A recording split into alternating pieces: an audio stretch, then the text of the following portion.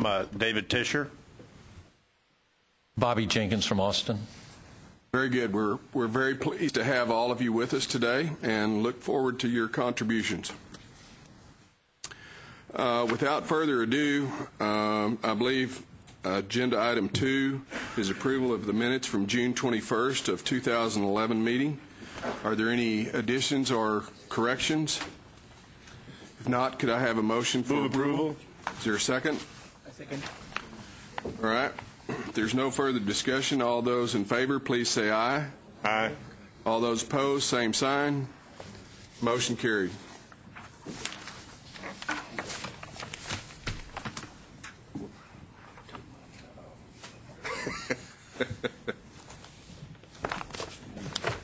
Agenda item 3 is consideration of approval of the consent calendar.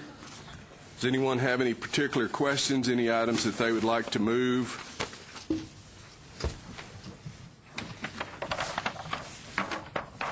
If not, is there a motion to approve the consent calendar? Is there a second? Unless there's further discussion, all those in favor, please say aye. Aye. Don't all of you talk at once now. Those opposed, same sign. Motion carries. Item 4A is consideration of approval of construction, rehabilitation, and property purchase projects. Item 4A 1 and 2 is for Texas Southern University. They were approved on an emergency approval. This is for information only. Is there any questions from any of the board members? Item number 6 on this is your question. No questions. Okay, hold on. We're on 4A 1 and 2. On me. It's all right. 6 was on the consent calendar. If you had a question on item number 6, it was on the consent calendar. Is that an item that you would like to discuss? Yes. Okay. Couple questions. Okay. Is there any? We need a motion then to from one of the voting. Move to reconsider. Second. Any objection? If not, item number 6 will be moved to the regular agenda.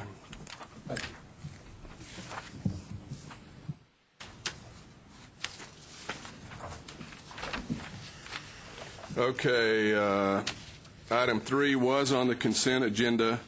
Item 4A4 is the University of Houston, renovate and construct addition to the University Center at 4800 Calhoun in Houston. Mr. Jonathan Thurston, project manager, and Ms. Emily Mesa, is that correct? Assistant Vice President of the University of Houston will provide an overview of the project. Or come on up.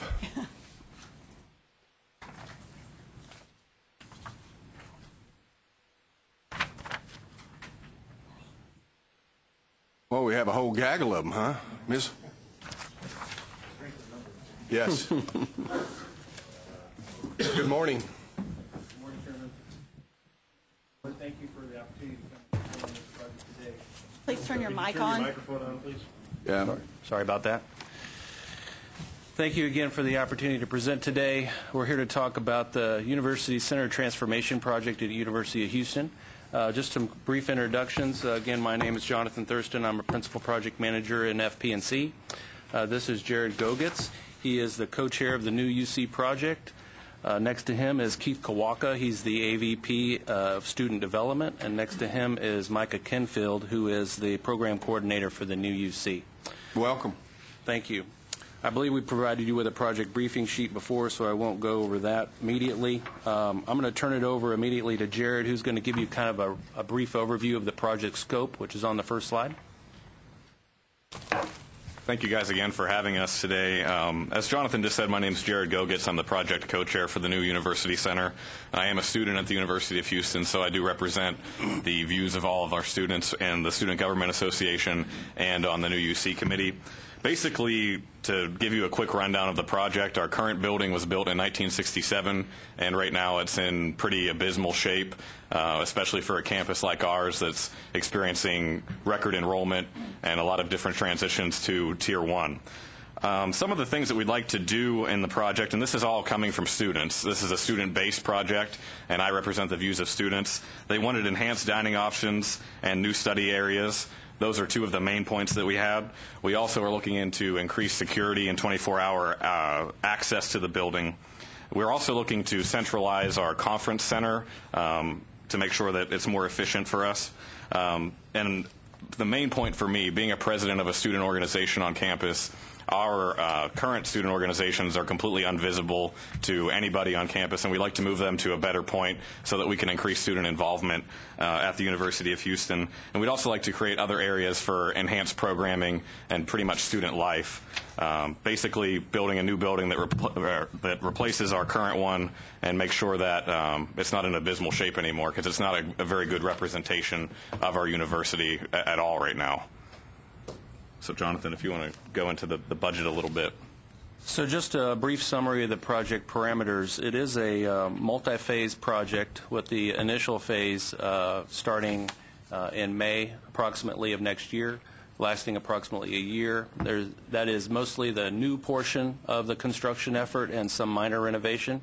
The second phase is a multi-phase renovation phase where all of the remaining repair and renovation of the 249,000 some odd square feet of existing UC space will be renovated during that period.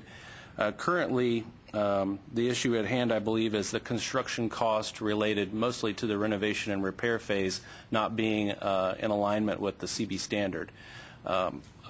Somewhat of a brief explanation on why we think that may be the case is the intensity of that renovation phase. Essentially, we're stripping the MEP systems, the mechanical, plumbing, electrical, fire alarm, everything down to its bare bones, and ripping all of those systems out and replacing them with brand new systems.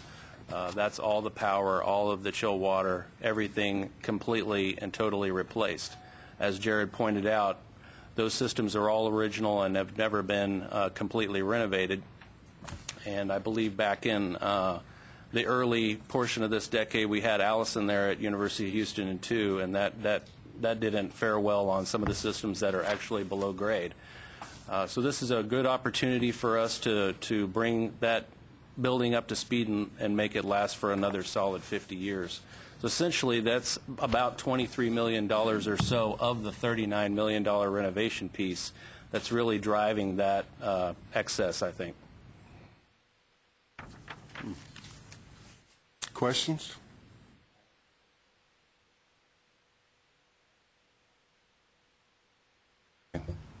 The underground portion of the University Center, which was if I remember correctly, was flooded during Allison.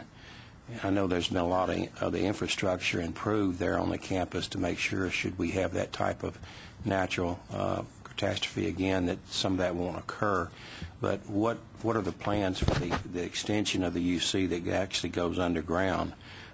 Will that stay the same, or is that going to be changed, or how is that going to fit into this project? Current plans are for that area to remain an underground space. It's to be renovated lightly and the MEP systems replaced. However, it's currently covered by a large plaza, concrete plaza area that we've had some leak problems with, as you might imagine, over the years. That's completely going to be stripped of all of the fill and concrete and everything that's over it now, and completely redone. Completely re-waterproofed drainage, underground drainage placed to better mitigate water that might infiltrate that area. What's the plan for the bookstore? The bookstore is it needs to be doubled in size, in my opinion. Is there going to be any, what's going to be done with the bookstore? The current plans are that the bookstore, in terms of gross square footage, would remain the same. It's going to be renovated as well as the storage and the online book program that's in the level 0 of the existing UC and partially in the underground. There's not a large plan to modify that facility overall. It appears to me that a large portion of the money that's allocated for this project is going to improve the infrastructure and the support of this facility in the way of air conditioning and HVACs and so on and so forth. Can you give me some idea of where the rest of that money is going to go? I mean, what's that facility going to look like to the average person who walks in it, having known what it was before the facility started in terms of the student services aspect? I mean, what's it going to do for students? I realize the HVAC system and all that's outdated, but I want to know where will a student see something that will benefit them in terms of the expansion of the facility or the change in the facility? Is there going to be more study areas, or is there going to be computer rooms, or I would like to know where that's going to come into the facility. Yeah, we are about 2 months into the program confirmation process with an architect and a CM at risk.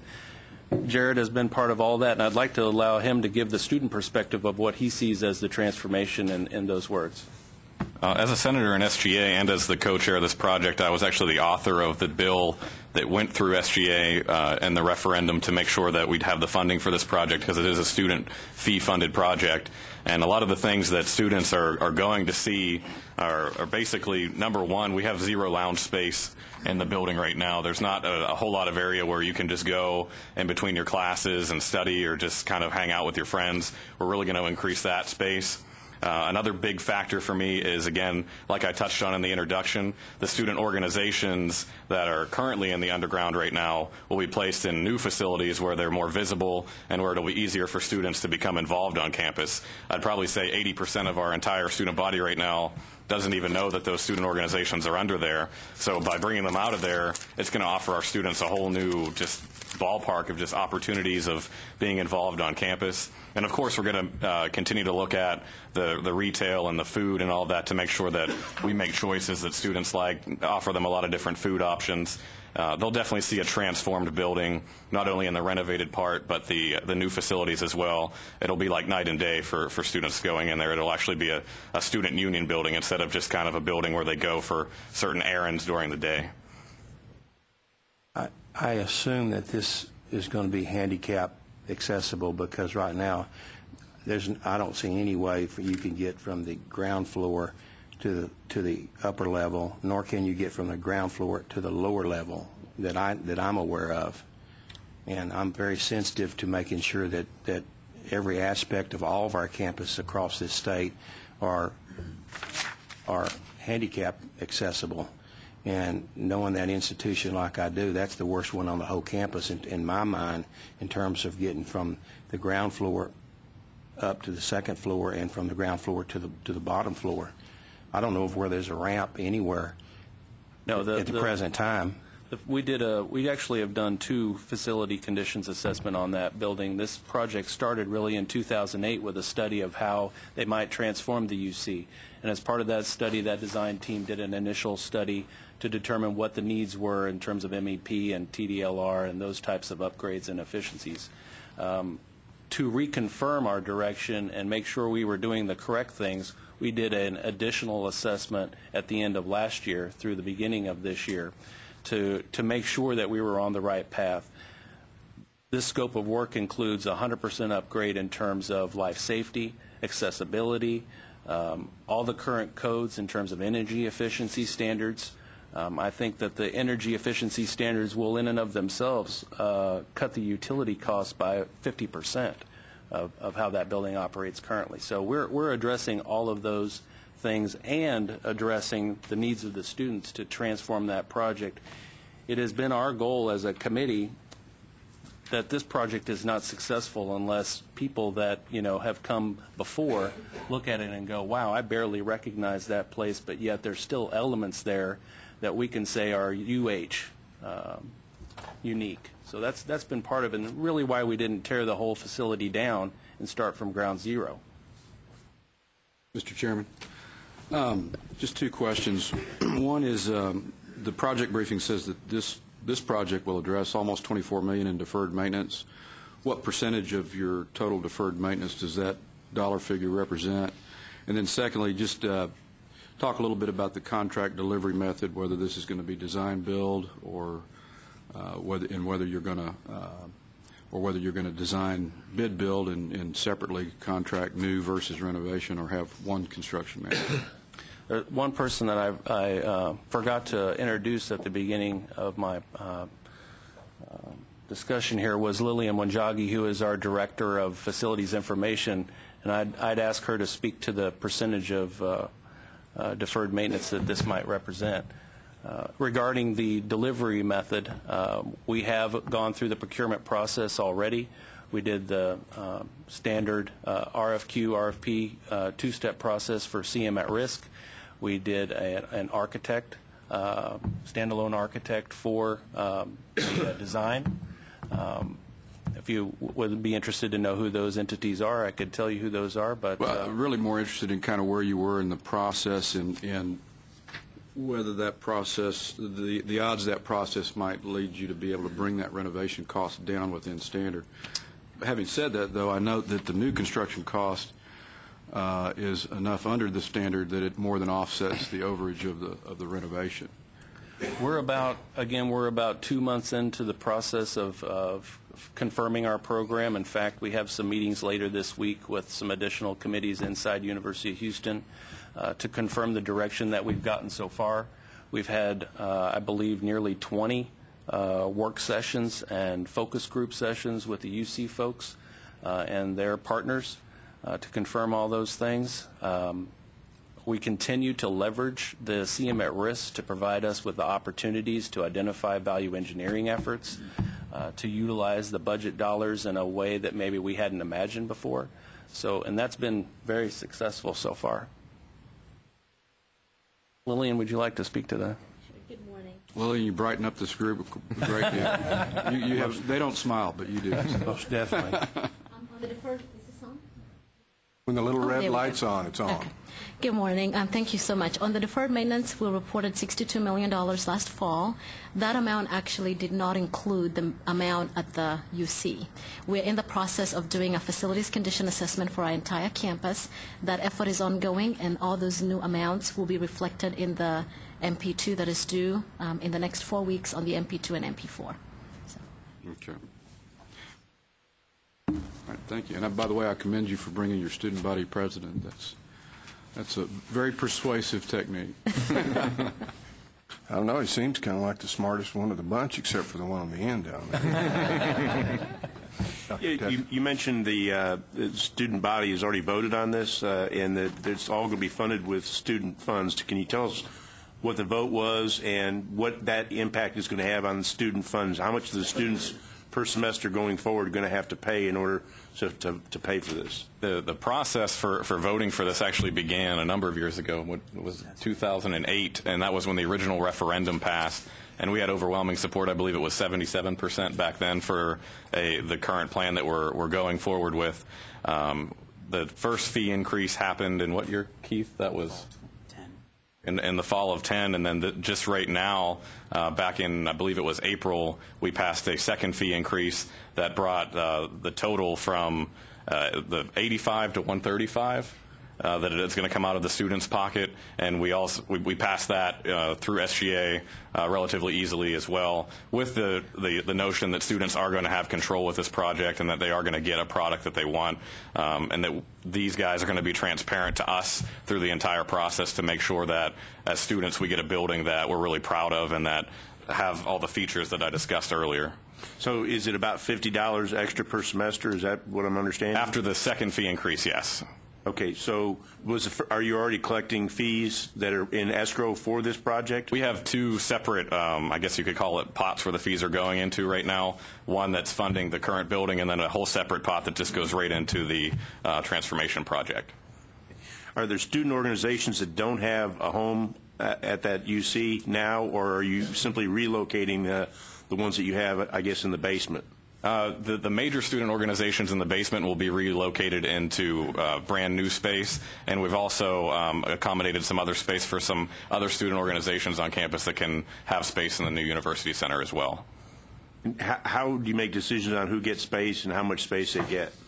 That's a decision that goes through our focus groups and speaking with the architects and speaking with our focus groups to make sure that the current organizations maintain their current space, but we're also looking into seeing who might have a little bit too much space right now or who has too little space, but that's not a decision that we make for the student organizations.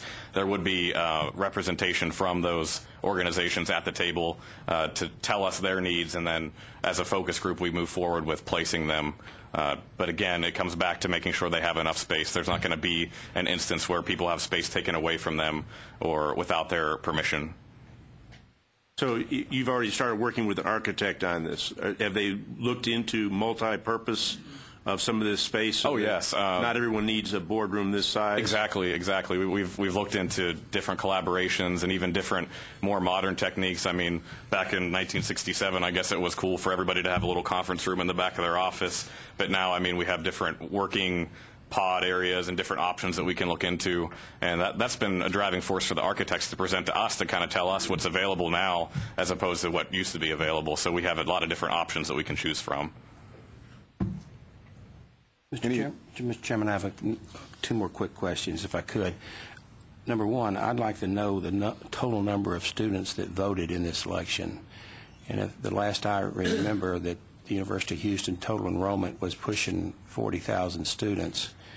And if we make the statement that the vote represents the entire student body, I think it's important that we know what percentage of those people that actually voted.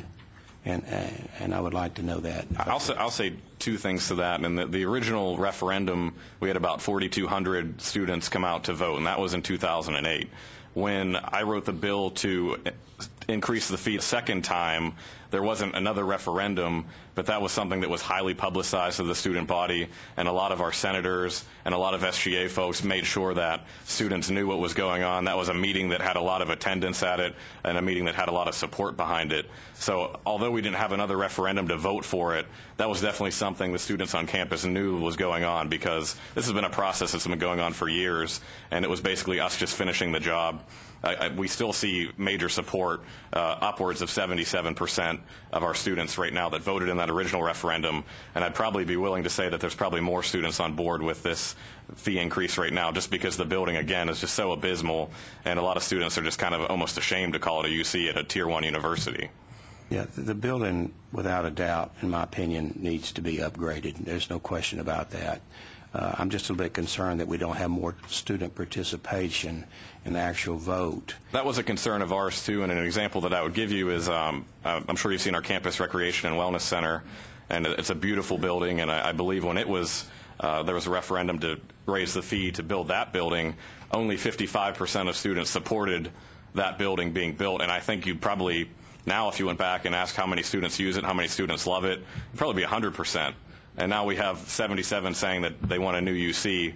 So I think just kind of comparing the two, that we're not going to run into any students that are in opposition to this new building. Yeah, I'll agree with that.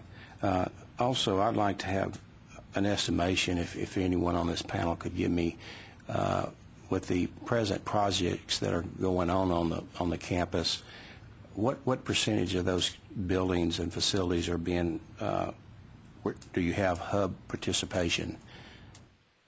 What percentage of hub participation, yeah, and what percentage of the projects have hub participation? Yeah, I'd like to know what percentage of the buildings and facilities and the upgrades that are going on the campus now and perhaps in the last 5 or 6 years have had hub participation.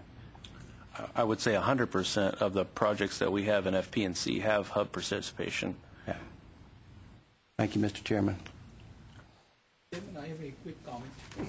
Go right ahead. I came to U.S. in 1968, January 68. I used to spend a lot of time in this building doing my homework, sitting in front of TV. This was one of the most beautiful buildings on campus where I could go and listen to Indian music in 1968. That's a short comment. Thank you. So what was it like when it was brand new? Oh, it's beautiful. It is still, I love this building. Any other questions or comments? If not, is there a motion concerning item 4A4? I make a motion. To approve? Is there a second? Second. All those in favor, please say aye. Aye. Those opposed, same sign. Motion carries. Thank you very much. Thank you very much. Thank you.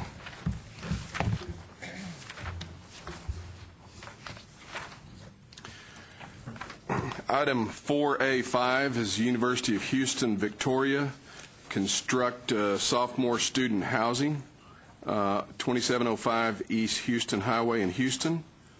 Dr. Wayne Baran, Vice President, Administration and Finance, and Mr. Don Smith, Interim President of University of Houston, Victoria, will provide an overview for this project.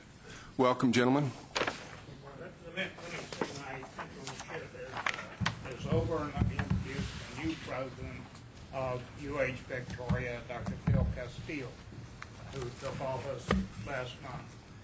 Dr. Castillo. Members of the board, Welcome. glad to be here. My name is Wayne Barron, and he will give the presentation today. No, I'm just kidding. Are all of your microphones on? Mine is. I don't think mine was, but I hope you heard me okay anyway.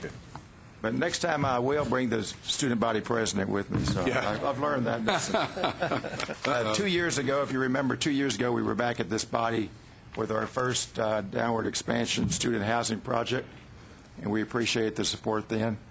And we're back with our second, which you have. If you want to flip back to the first page, there's a diagram of where we're going to put this building. If you recall, those that were sitting on the board, and we came back to you and we tore down part of what was the portion of the Holiday Inn which we bought because it was unrepairable, and that we just lost about 162 beds when we did that. And right where that yellow mark is up there, that's where the part we tore down. Now the part we saved of the Holiday Inn is 252 beds. It has our dining facility, which will house up to 1,000 students if we build it, if we expand it. So it will handle all the dining for both facilities. What we need next is our next phase is the sophomore housing. We mandate that freshmen and sophomore must be on campus and housed there unless they get an exemption because they're within 50 miles of the campus. So that we think is very wise to keep students engaged in campus life and keep them coming back. So you see the location. The campus actually is 3 blocks to the north of that. In between is the county hospital. So that's the location. If you flip the next page, you'll see what we're looking at. We're looking at a 3-story building, 252 beds. This is an apartment style. The one we have now is more of a dorm style. So you graduate up to an apartment style in your own room, which is a big deal for sophomores. So, and then once you get out from sophomores, you're on your own in town and you get your own housing. But it's a 3-story, 252-bed complex, and we hope to do the same thing we did in the freshman dorm. We hope to do a lot of tutoring, have computer labs, have face-to-face help for these sophomores to get them going. A lot of our new freshmen and sophomores are first-generation students. You know, these are the ones that we all want to get into campus and be successful, and so we need to work with them quite a bit. And you see that hopefully we will have all these other areas. What we did to come up with the amount, which is, I think on the next slide, is we first said, what will a student be able to afford to spend for housing? And we worked backwards from there.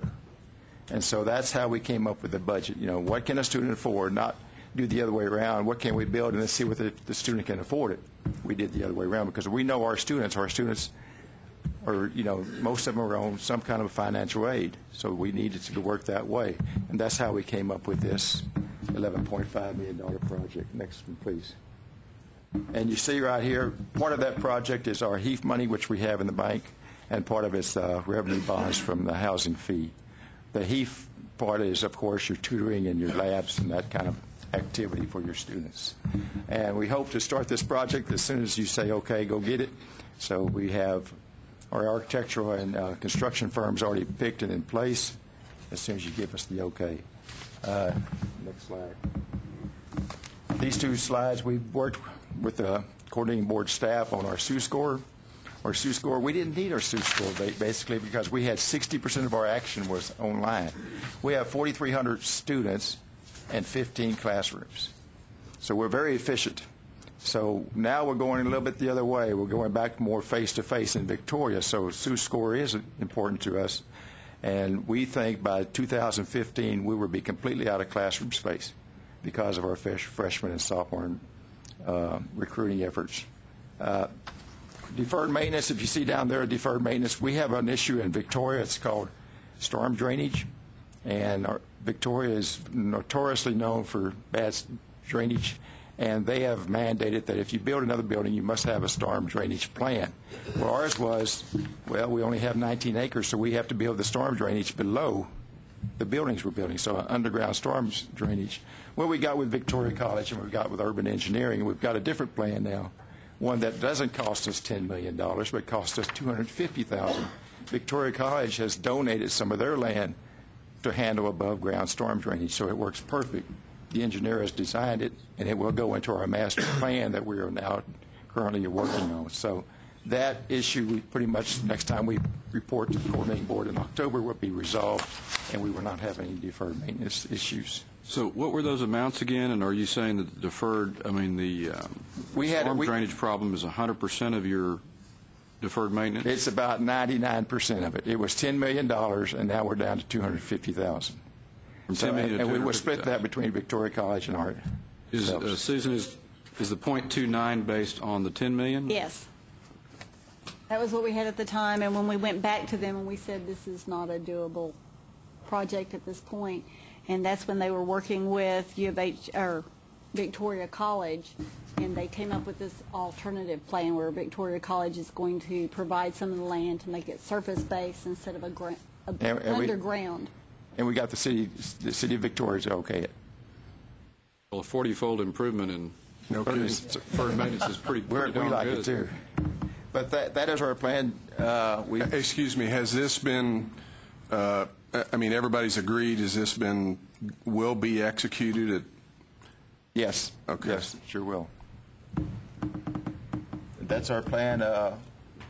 We look for support. Any comment from you two? Any questions? Yes. Yes, sir. Looking at, you have 252 beds and 155 parking spaces. Do you have some other parking spaces? Well, my understanding, and I'm not an architect, but the average is 0.7 per each student. So that's how they calculate that. I think the coordinating board has the same formula, but it's 0.7 parking places per student. All right. Well, let me commend you on your project cost. Thank you. I like the fact that you worked it backwards, what students can afford, and then make it happen. It was a struggle for the architects and the construction folks to get to that price, but they did say they could do it. Okay to challenge you. Sure, absolutely. I think one relevant fact to add as well is that, as I can attest as a newcomer to Victoria, there is very little rental stock in the housing market in Victoria. The city is really experiencing a growth spurt due to Eagle Ford shale activity and also the new Caterpillar plant that's coming into Victoria. So we really need this additional space to guarantee our freshmen and sophomores residential living that we promise them. What is it that a student can afford? Well, you said you worked the equation backwards. What is it that the students are going to be? I think a magical number, we're trying to stay below $600 a month, which is $6,000 for the 10-month term. And that seems to be a breaking point. Anything above that, it hurts us in our recruiting effort, too. Then they say, what's the total package and how much is it going to cost us? Well, we can compare it to anybody in the state of Texas on cost of our tuition, because we're probably toward the bottom as far as the tuition costs.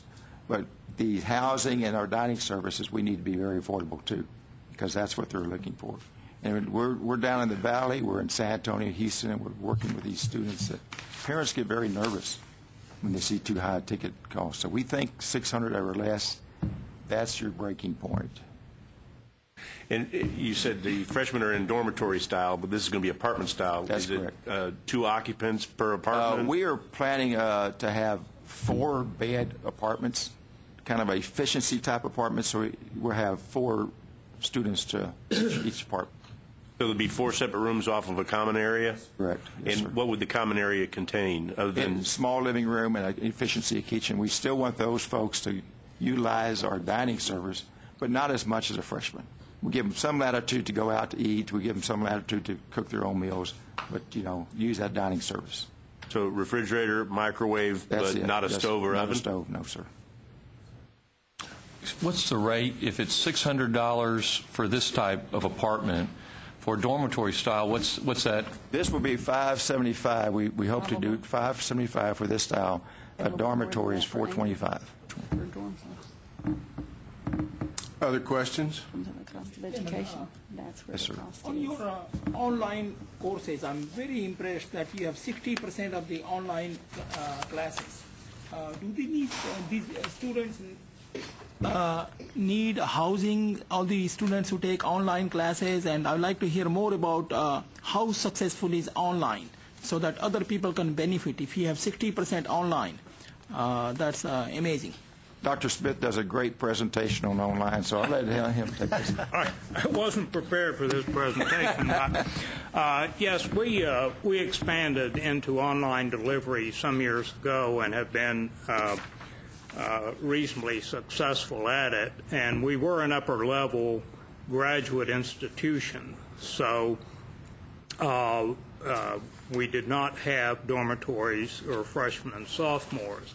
And we serve students in the West Houston area as well as in Victoria.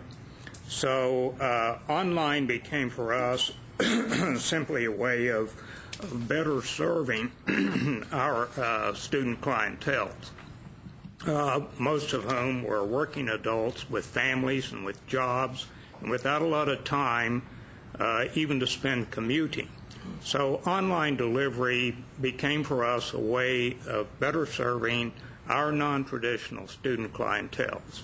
And again, by expanding into the West Houston area, which is a higher population density, we were able to build our enrollments. And we're to the point that about 80% of our students take at least one online course. And as you see from the stats, close to 60% of our students are taking online courses.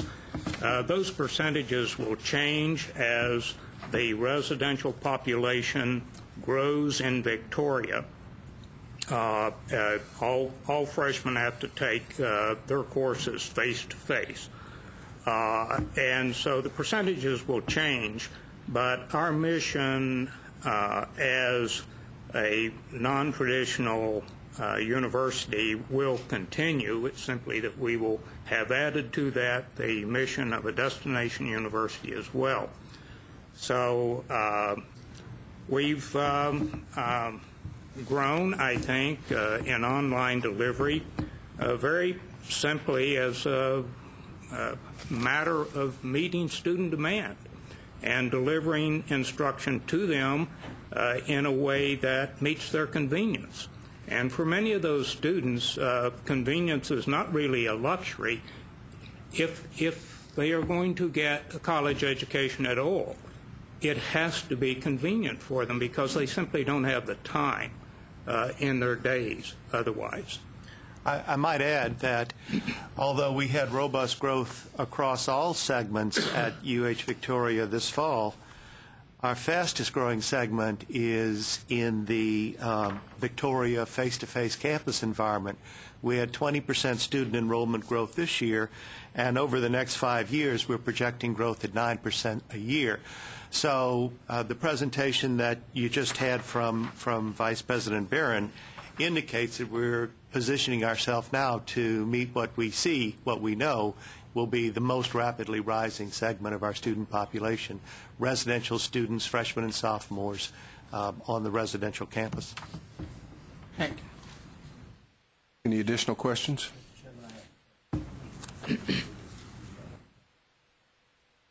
We have between 900 and 1,000 on campus at the present time.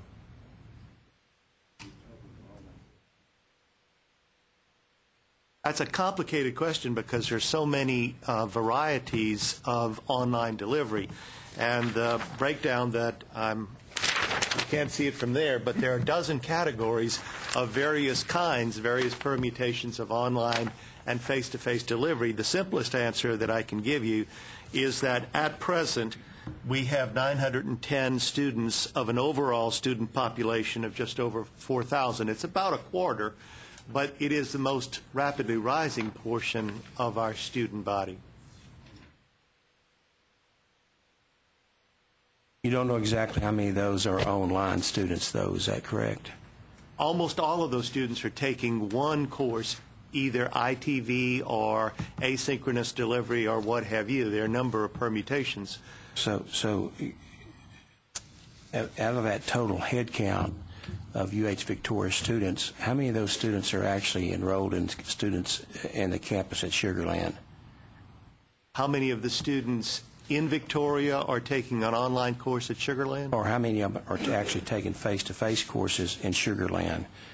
You know, I'd like to know how many students in the total head count that Victoria has that are actually involved in the Sugar Land campus operation. We know Wharton County is probably the fastest growing county in the state right now. So, you know, my concern is Sugar Land going to outgrow the number of students that will eventually end up on the Victoria campus, and that the majority of student services are going to be directed towards those students that are on Sugar Land? I think if this is the question that you're asking, about 23% of our students are now at the Sugar Land campus. About 19% of our students are now in Victoria. The Victoria population is growing faster than the Sugar Land population, but both are growing in double digits. And Wharton County now is presently the fastest growing county in the state. Is that not correct? Fort Bend County. Fort Bend, maybe. Fort Bend, I'm sorry. I meant Wharton County Community College is in Fort Bend. Yes. The Fort Bend County is the largest growing county in the state, and Sugar Land's right in the middle of it, right? Yes. Okay. Thank you. Thank you. Any other questions?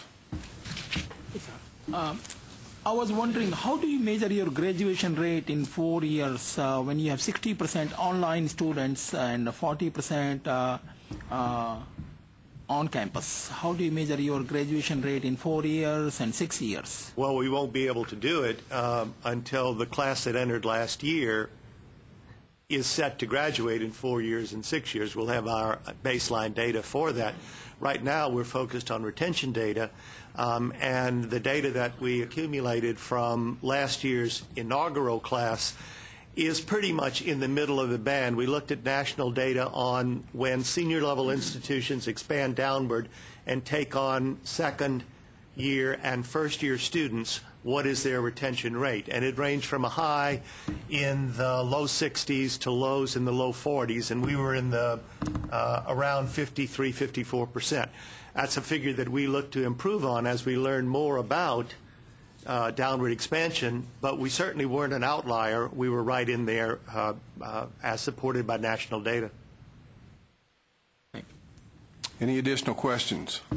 If not, is there a motion concerning item 4.5a? Move approval. Second. All those in favor, please say aye. Aye. Those opposed, same sign. Motion carries. I believe we need to move to item. Thank you very much. Thank you very much. Thank you, gentlemen.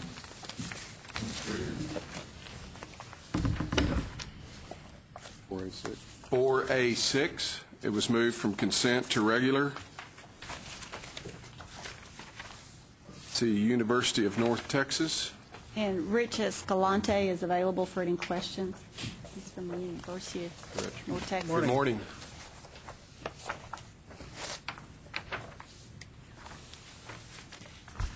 May I, Mr. Chairman? Sure. Under your... Sorry, thanks. Under your cost of repair and renovation, Yes. you're showing $57 per square foot, That's correct. whereas you're only renovating 32,000 square feet. And the total cost of renovation shows is $6,700,000. That don't add up. Well, it doesn't. We spent a lot of time with the coordinating board staff discussing this because some of this will be to, let me back up. We're proposing to purchase a 117,000 square foot building. There'll be need to re-roof and put air conditioning and make other improvements within that 117,000 square feet. So some of that cost is spread out over that whole building. Okay, and then we're going to convert immediately the 32,000 square feet for our service center. So in accordance with all the time we spent, those figures do accurately reflect the cost of this renovation. We're not just renovating 32,000 square feet. We're getting that entire 117,000 square foot ready for at least partial occupancy. Okay, but you also mentioned that the remaining 85,000 square feet or whatever that is, that will need to be renovated in due time. What is the due time, and what do you estimate on those? Well, it is difficult to give you a timeline or an actual cost, but let me just back up and say what we won't have to do is fix all the air conditioners or replace the air conditioners, because we'll do that in this first phase. The roof will be repaired in this first phase. Some of the life safety issues, will be taken care of in this first phase. So it would depend on the nature of the use that goes in. For example, let's say if the facility offices move there, they require very little renovation. If we're going to move the computers system operation there, that'll require more extensive renovation. So as this additional space becomes available and as we determine what's the most effective office to move there, then we will then have a good measure as to what that renovation cost is, and if it meets the requirements, the dollar level will come back to the coordinating board to get approval for that level of renovation. So it's safe to say that the remaining 85,000 square feet will not require $210 per square foot in renovation. Will it be $100, $150, $50? I mean, do you have anything out there? We do. Some of it will be occupied at a very minimal cost. We're going to have to just really examine, as that space becomes available, what operations we're going to bring there, and what those operations require in terms of improvements. Now, the building is a sound building, so the improvements we're talking about are, in many cases, additional power supplies and IT outlets and that type of renovation, moving walls, internal walls, and things of that nature. But those major structures will be sound and ready for occupancy. Susan, have we done anything on that to at least estimate what it would be, to see how it affects, whether it meets our project cost? We haven't looked at it because, as Rich said, it is very dependent upon the type of space that's going to go in there. Are they going to put some kind of a research lab in there? Are they going to just move some offices in there? You've got very different I understand, costs associated but I with that. submit, Mr. Chairman, that the $57 doesn't sound to be the fair representation of the cost per square foot. I don't know how that affects overall cost, where it needs to be. Thank you for your explanation. One of the things while we're on the topic, I explain, just in general, since we've got a lot of new members, what goes, what line items actually go into our definition of building cost per square foot versus the items that are on the overall budget. Okay. And the building cost per square foot is strictly that, if you'll go to the next page, Sure. it's that very top, repair and renovation. We don't include site acquisition or site prep, that sort of thing, because that varies by location of the building. It could have the same building and just change sites. So it is strictly that cost that's going into the repair and renovation. And my numbers were based on that. Right. It just, and this is kind of a weird building because they're replacing the roofs and the AC for the whole thing, but they're only really getting 32,000 square feet ready to be moved into and ready to go. And so it's kind of a hard one to do. Usually when they're doing a renovation, they're going to renovate either a whole floor if it's shelled space, or they're going to renovate a whole building, that sort of thing. And I understand that right now they're doing partially everything, and, you know, major emphasis on that 32,000 square feet. My concern was, if that's true, it was $57 was the true representation there. That's a valid question, and certainly, in fact, and by the way, I'm glad to have fellow board members who enjoy long division. While we've got you up here, Rich, could you talk a little bit about the critical deferred maintenance? Because that was the one standard that... Yes, sir, and we do have an action plan on file with the coordinating board staff. They've asked us to update it frequently, and we do that. We're happy to do that. What the critical deferred maintenance issue there was our chilled water and hot water system on the UNT campus had deteriorated over the years. There was a major expenditure. I don't have those figures here, but I believe it's in the neighborhood of $40-some million that we are putting into improving that through an energy conservation program as well as other investments. We're moving rapidly to finalize that. In fact, when I think we gave the timeline to the staff, they asked us, "Are you sure you can have it done that fast?" And we assured them that the critical deferred maintenance portions will be addressed. They will be addressed in the very near future. The construction is underway at this time. So what is the estimated time to zero? I believe we told you at the end of this year we were going to have that project done. Well, that's short term. That's a good answer. We are moving. If you come up to our campus, you'll see a lot of holes in the ground and a lot of backhoes doing work as new pipes are being laid. And that was a project that came to the coordinating board earlier that is going to zero out that critical deferred maintenance. Thanks. That's an action plan, huh? Yes, Doctor? The property you're purchasing, 8.5 acres, is there additional area within that campus, those 4 buildings, to expand? Are you buying some land that may be able to have additional construction for expansion should the need arise in the future? No, the property is pretty well built out. I suppose many years down future, a second story, some of the buildings could be demolished and a second story put in, but we don't anticipate that now.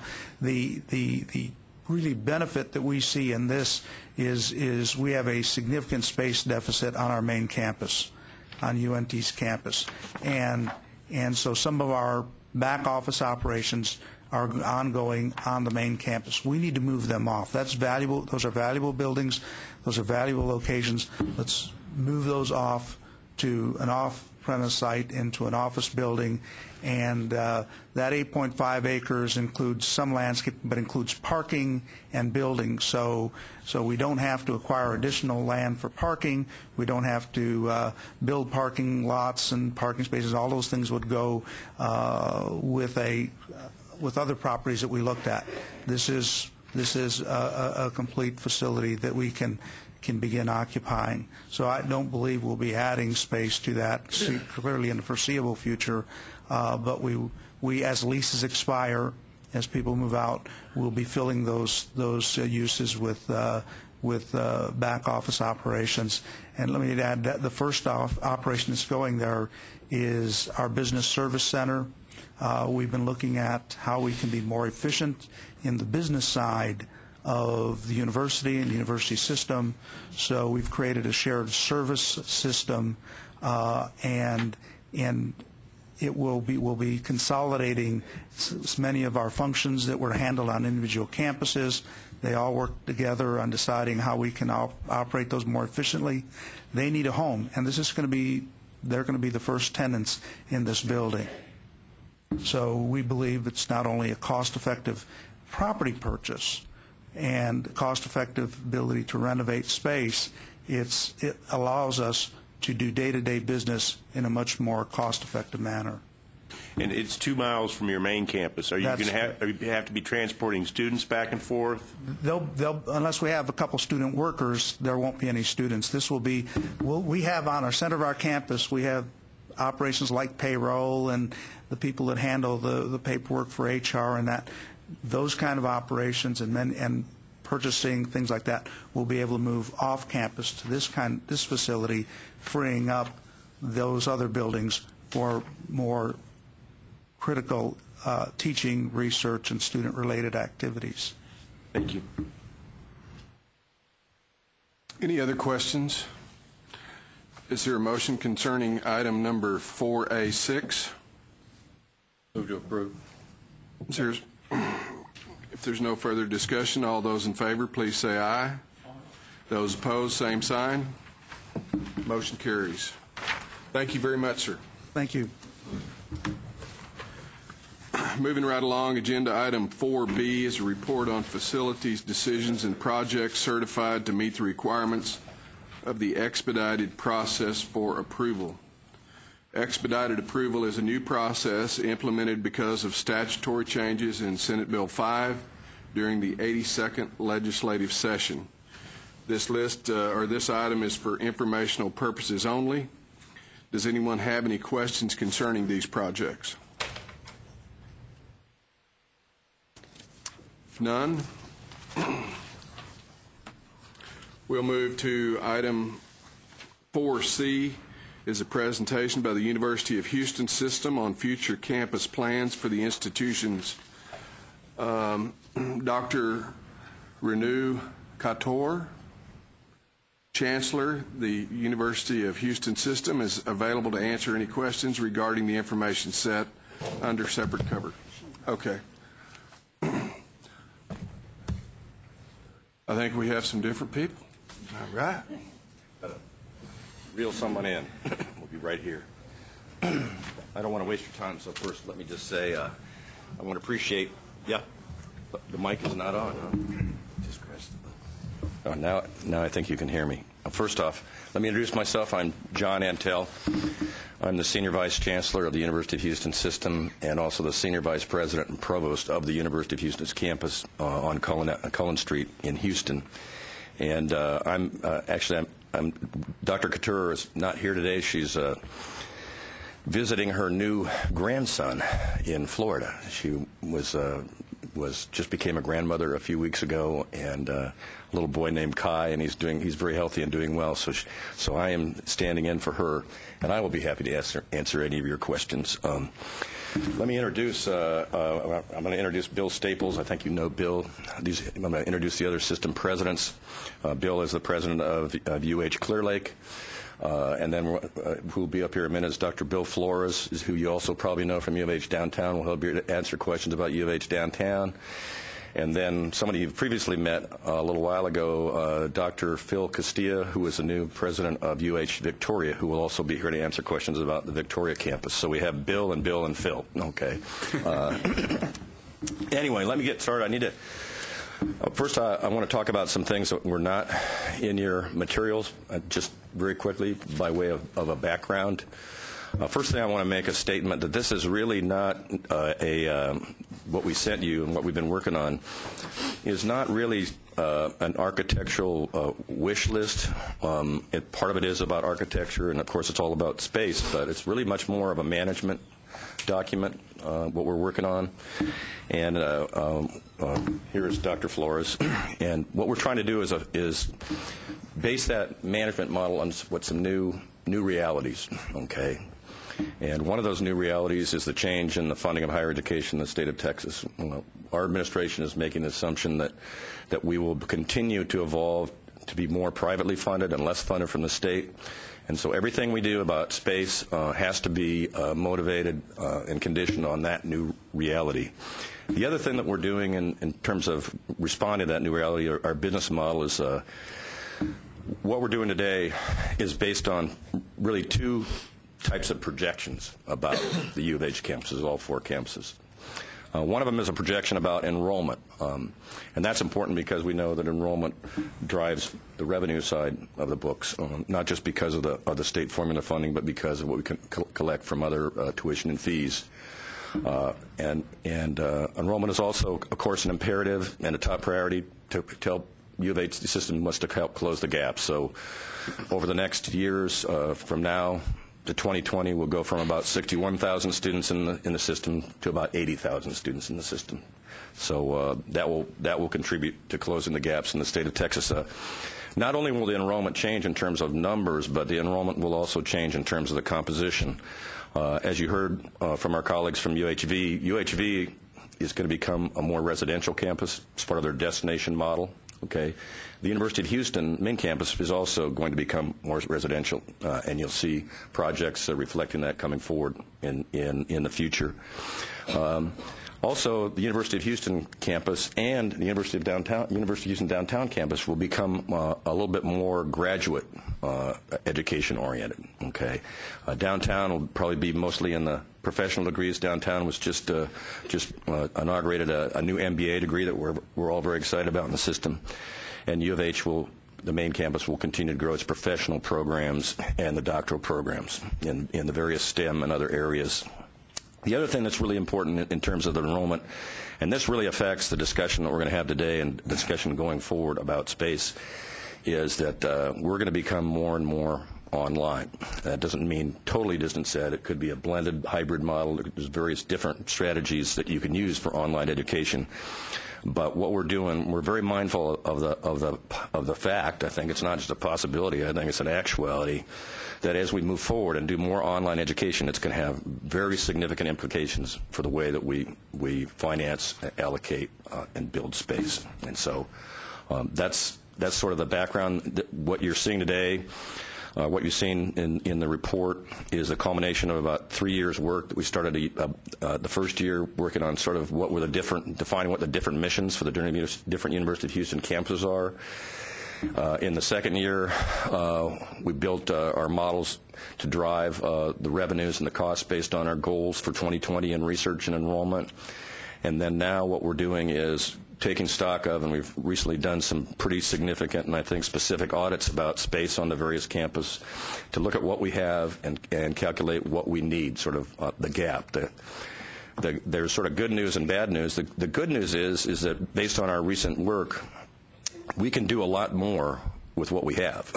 And that's not to say that we won't have to build some new facilities, but looking at it, we think that we can respond particularly to the new financial realities of higher ed, public higher ed in Texas, by doing a better job of renovating the current facilities that we have and also doing a better job of managing the current facilities we have. So there will be a need for some new student success facilities, particularly on the other campuses, UHV and UH Victoria and UH Clear Lake, that we anticipate significant enrollment growth. There'll also be some need for some student success supporting educational buildings on U of H, but I think very limited. There'll be some need for research space on the U of H main campus for research, but we think by using certain various measures, by increasing the efficiency of our management and doing a better job on renovation, we can do an awful lot more with what we have.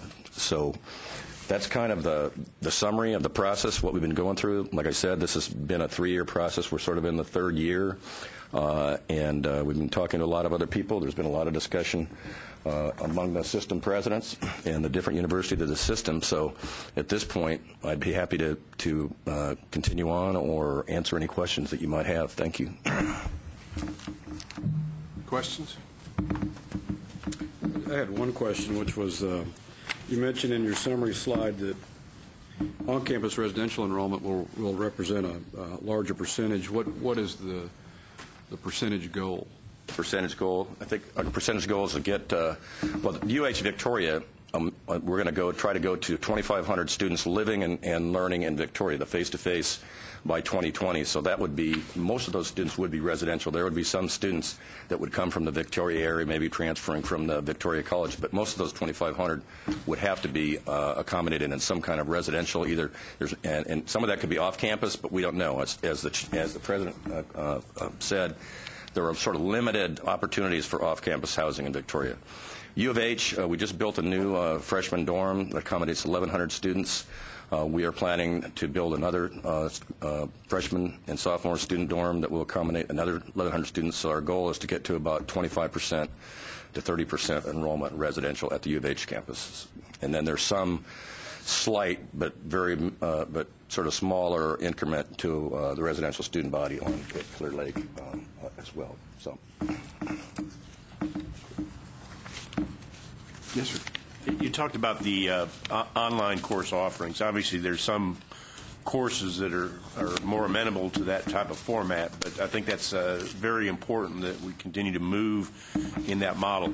Other than the cost for your space, which go down exponentially, what does it do to your faculty and personnel costs? Are you modeling this that you will create a course where you'll have the best practices, you'll need one professor to update that course on a regular basis? And what areas do you see that really achieving some type of a financial savings so that you get more instruction for less dollars? A lot of it is driven by cost effectiveness. You're exactly right. Some of it, as we've had discussions I've seen before, some of it is also driven by responding to the customer. In terms of one of our primary areas of focus is going to be graduate professional education, continuing professional education. So that's where the convenience is really an important issue. So we'll be working on some undergraduate to use the technology there. I agree with you. I think what you're saying, and in certain courses it won't work, or it's of limited applicability. But so we'll save money. I think what we'll do is use more and more technology in the areas we can use them, and then in the areas when we can't use them. Particularly, I think particularly the first year experience and freshmen, just the new students. I think we have to remain committed to significant face-to-face. So we're going to change our mix, and hopefully that will make us more attractive to our clientele and also lower the costs. Yeah. Can I follow up on that? Sure. Is there some model out there that shows what the potential cost savings could actually be with regard to personnel costs? Is there somebody that's already, built the widget, if you will? And I guess I'm looking for a more definitive answer. Right. I think it's out there. Yeah. But do we know what that might actually be? There's different models, but to be totally honest with you, for one thing, one size doesn't fit all. A distance ed model for somebody who's getting an MBA online, or someone who's a nurse that's getting completing her or his allied health degree is a different kind of a student from an undergraduate. So there's sort of different estimates, and I've got to be totally honest with you, we're still working on what is the right model. Because I'll tell you one thing, we're very committed to moving forward with the distance ed, but we're also really concerned about the quality of the educational product. And so what we're going to have to do is look at the different possibilities and then put in place some very, very effective assessment measures, accountability measures, so we can make sure that the students aren't just getting a degree, but they're really being trained and receiving some skills that people want. So I could get back to you more on that detail, but I will say one thing though. I think what's happened in the last couple of years is when people looking at distance ed, it will save you money, but it does not save you as much money as people first thought, because essentially what happens, and Dr. Smith, who was up here before, is a real pioneer in terms of distance ed from UH Victoria. What happens is that you spend, of course, less face-to-face time with the faculty behind the podium, but you have to make a significant commitment to technology and managing that technology so the students can log on at all hours, and then when you start doing things like chat rooms, you have to have people available.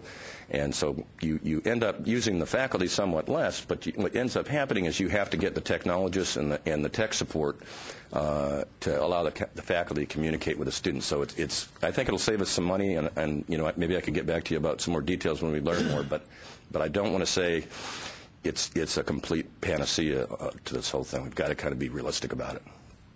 If I could add, we have a board committee that works with distance ed, and our staff could plan on giving you a report at a future committee. But I think following up with what was being said, scale is a big issue. It doesn't necessarily cost less given the scale we normally have, and you need different kinds of facilities to do this. And so I think as schools get into larger scale and more students, you have the potential for some savings. There's also, people don't always think about the the use of online on campus, which is part of what is also going on, and blended courses, which the board has actually funded at some institutions across the state, and some institutions have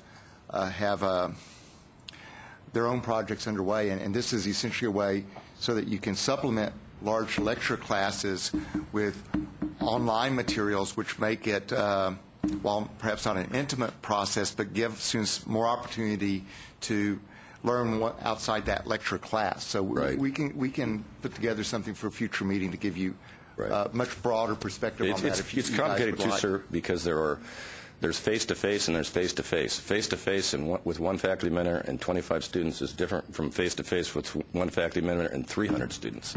And so I think what David is saying is that for those large lecture classes, when the faculty member is pretty much the communication is going one way, well, that's fine, but why don't we, instead of doing that for 3 hours a week, why don't we do that for 2 hours a week online, because people can listen to a tape, and then you can either save money or you can increase quality by then having more face-to-face time with some assistants or other people for that other hour or 2 hours of discussion. So but I think it all has to be both cost savings and efficiency and accountability, but also they have to have the quality. So educate me. In the education profession, when you develop something new that really works, is that proprietary, or would that be shared through your journals, through seminars with the University of Texas system, with the A&M system, or is it, no, we developed it, we're going to hang on to it, you got to come here and be a student here? I think the only part of it that would be proprietary would maybe be some specific software instruments, but most of what we're talking about here is really learning how to better manage. So it's not, well, the content, but I've been working on this a lot, and it's very easy to talk about how you could take things like lectures and materials, instead of having them in the library, you could put them on the web, okay? And that helps some, but what I think we really need to talk about when we look at distance education is how it can really change how people learn and how it really is congruent with what we know about how people learn. It's sort of like the difference between a word processor and a typewriter. When we first had word processors, for many years people just used the word processor like a typewriter, and they didn't need, that could erase for you. Then as the technology got more embedded with the management model, then it really started taking off, and that's kind of where we are in the process right now. We really need to change the way that we manage instruction to accommodate the technology. It's not just something I don't think it'll do that much for us if we just treat it like an add-on. Mr. Chairman. I've taught online. This is Bill Flores. Phil. And, as someone who is both a president but also taught online, let me say that online courses are not a panacea. They require more work from the faculty. It would take me 2 hours in preparation time for 1 hour of lecture the first time I taught the course. First time I would mount a course online, it took me 4 hours for that 1 hour. So there's a great deal of input time. Plus the content changes. You're constantly revolving it. You're constantly adding to it. So you don't look at this as having online courses are necessarily going to reduce cost. They will reduce cost as you're able to fill some of your courses. For example, if you teach a course that might have only had 8 people in front of you, that class wouldn't make. But if you're able to draw from all of Houston or even other vicinities, now that class makes. And so you have an efficiency that you wouldn't otherwise have had.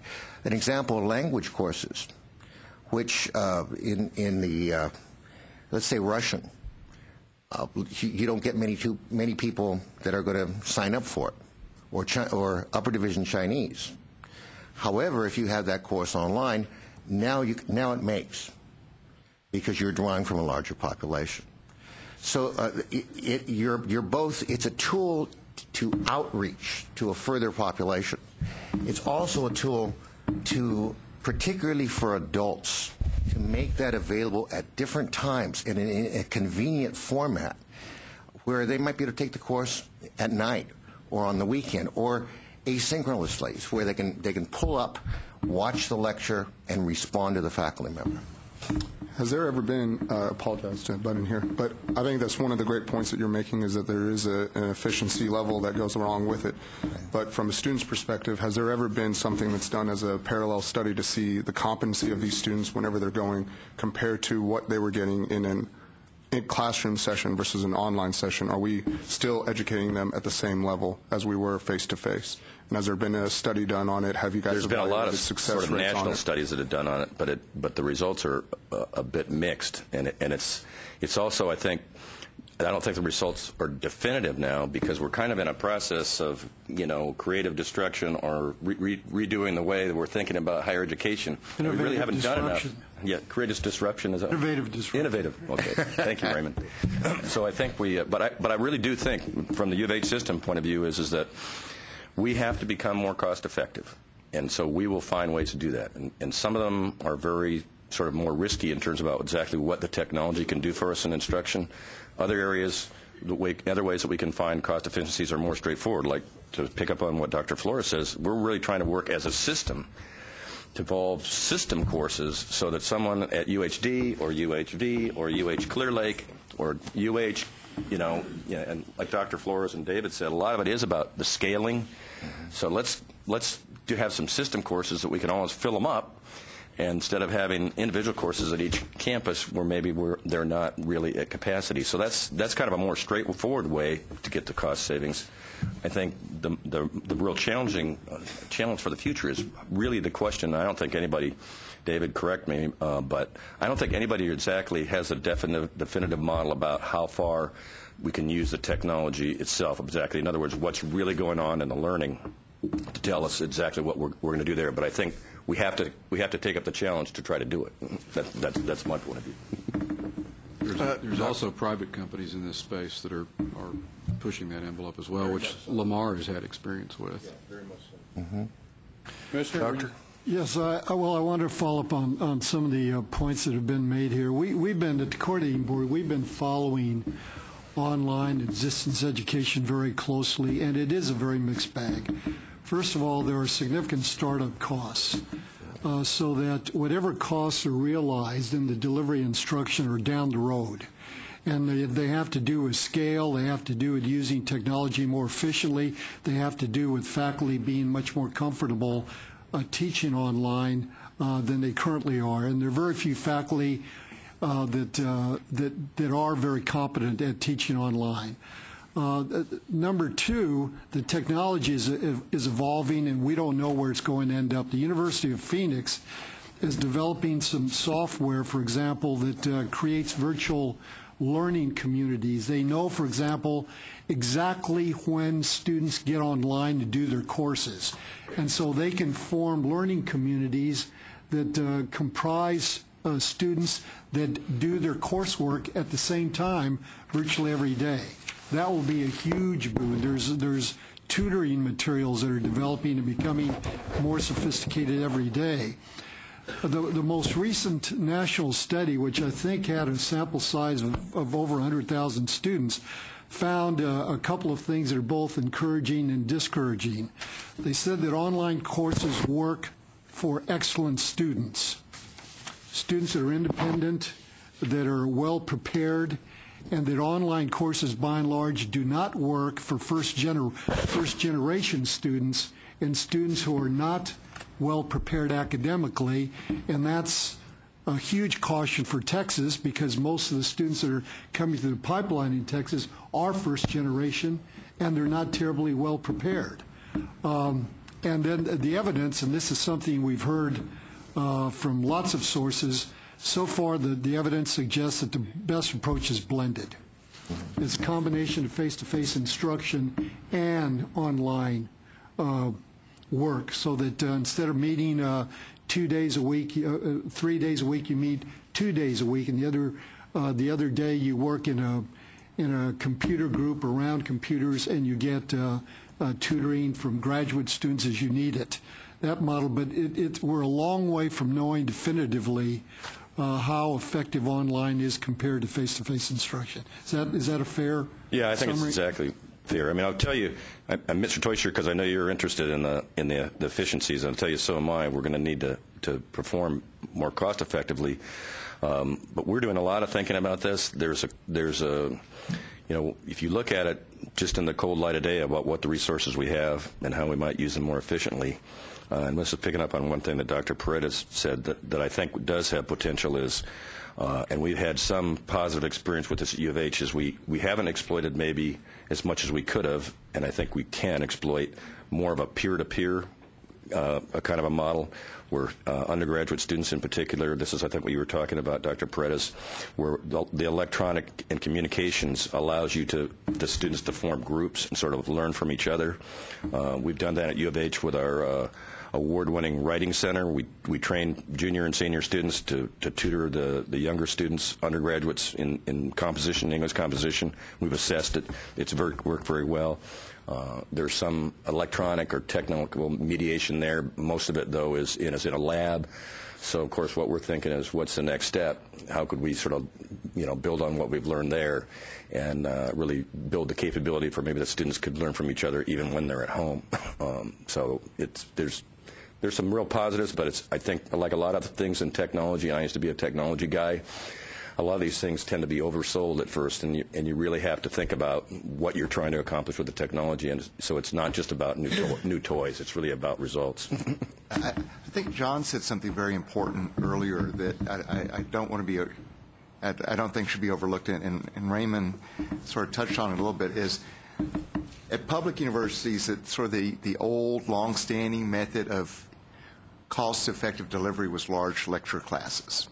So when you talk about blended courses are about taking an older methodology of cost-effective delivery and improving the quality, making it more personal, because there's really is no purpose of a student sitting necessarily in a class of 400 people hearing a lecture when they can get that in a different means and then personalize it and have more hands-on attention in different ways. Exactly. And I No, I think mentioned you're right. that, but I think that's a really important point that we need to remember. So it's not just the cost effectiveness, but improving the effectiveness of an old method to a much greater extent than has existed So, before. I mean, what David is saying, and this comes to light all the time as we're working on trying to build new business models at U of H system, is we could introduce a new technology, and it really might not save that much money.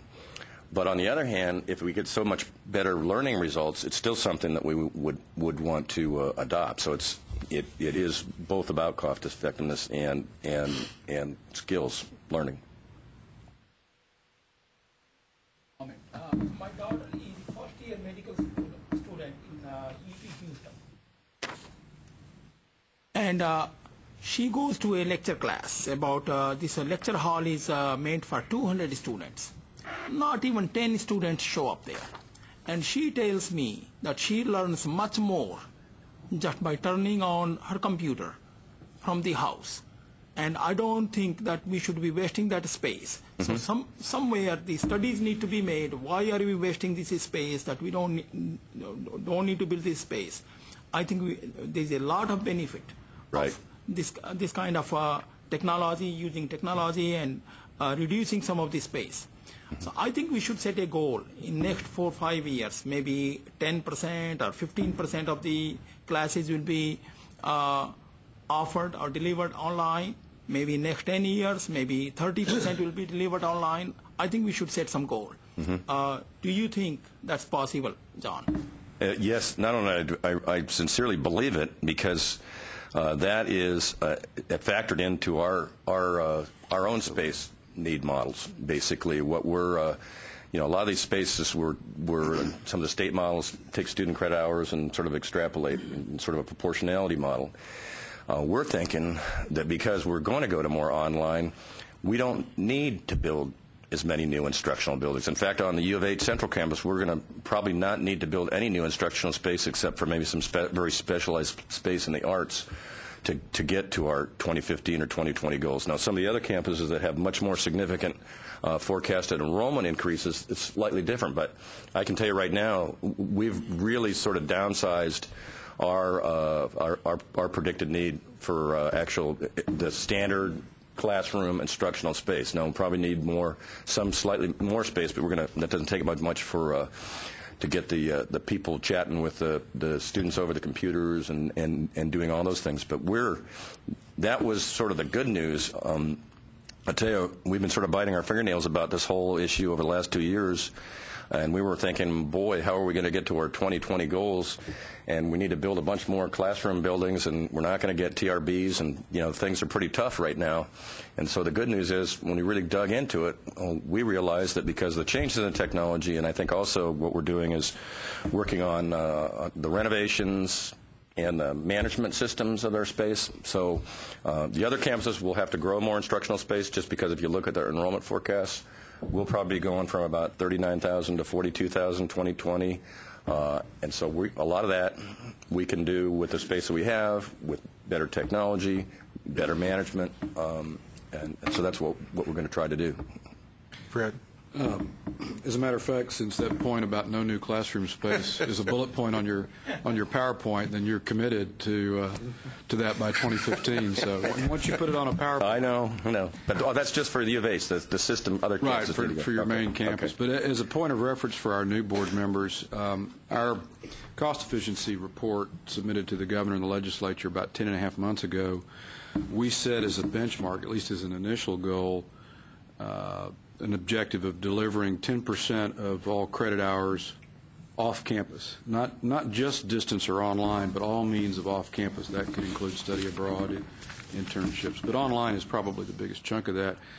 We estimated at the time, and this is a moving target, but we estimated that statewide overall, it was probably the delivery off campus probably is around 4%.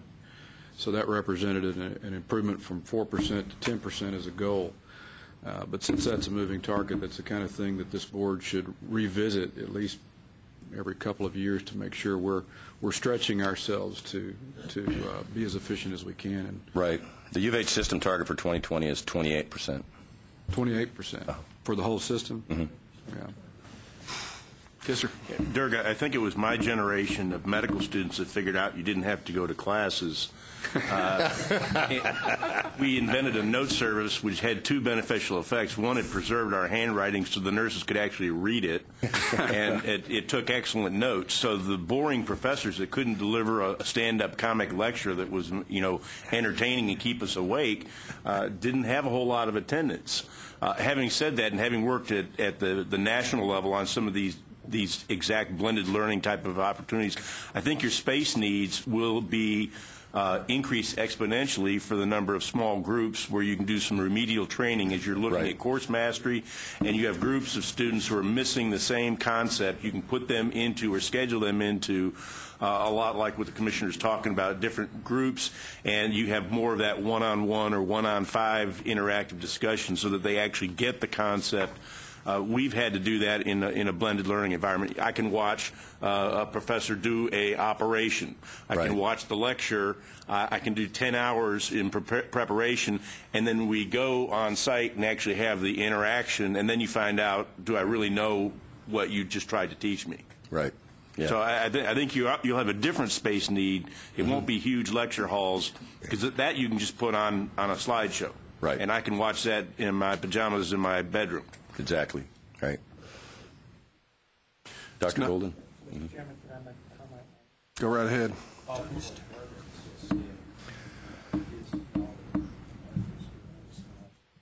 Is your mic on? I'm sorry. I also have a son in medical school, and it was interesting to hear him talk about how they learn. And I realized quickly that they learn entirely differently than what I learned 35 years ago. And it was basically structured in a traditional way for the most part in terms of how we're still delivering education, but the students are adapting to that on their own. Mm-hmm. And his comment to me was, Dad, we have one, they break up into little study groups, mm-hmm. and they get a group of 4 or 5 of their little buddies that kind of come together as a group early on in their academic career, and they stick together. And then when they get ready to go to course, 4 of them go down to the library and they close the door and they sit there and brainstorm and teach each other. and then they send one of the guys into the classroom just in case, according to his words, just in case the professor says something that we really need to know, that means a whole lot to us that we don't want to miss. Or if he walks in and says, I'm going to give a pop examination day, then they got a little button that they push on their cell phones, and all 4 or 5 of them rush down there to take the pop quiz. But the fact of the matter is that they're adapting to that on their own. Right. And they've learned that as long as they're presented the course material in an organized fashion and the expectations are clearly explained to them in terms of what they're going to need to know at the course completion, that when you start teaching graduate students and professional students, they pretty well can learn on their own if you've structured it such in that way. And then as long as that professor makes himself available enough to those study groups. And I had the opportunity to make a couple of trips up to Cornell when I was on the Board of Regents, and that's exactly how Cornell is teaching their medical students. They're not putting them all in one room and teaching them. They're basically breaking them down to study groups, and they're guiding those study groups through their curriculum. And they realize that this generation of students, particularly at that level, don't learn like we did 35 and 40 years ago. And it's very, very effective. And quite frankly, the students are adapting to it very, very nicely.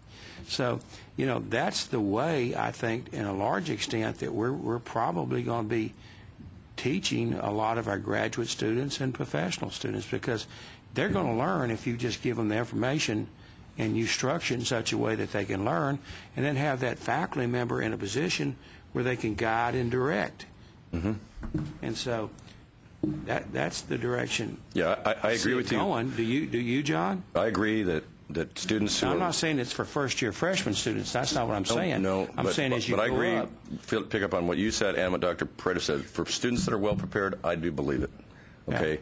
And I actually think the peer-to-peer model can work even independent of the technology and the distance ed, like a lot of the best practice that you see now for residential, even face-to-face instruction, is you'll have learning communities and link courses.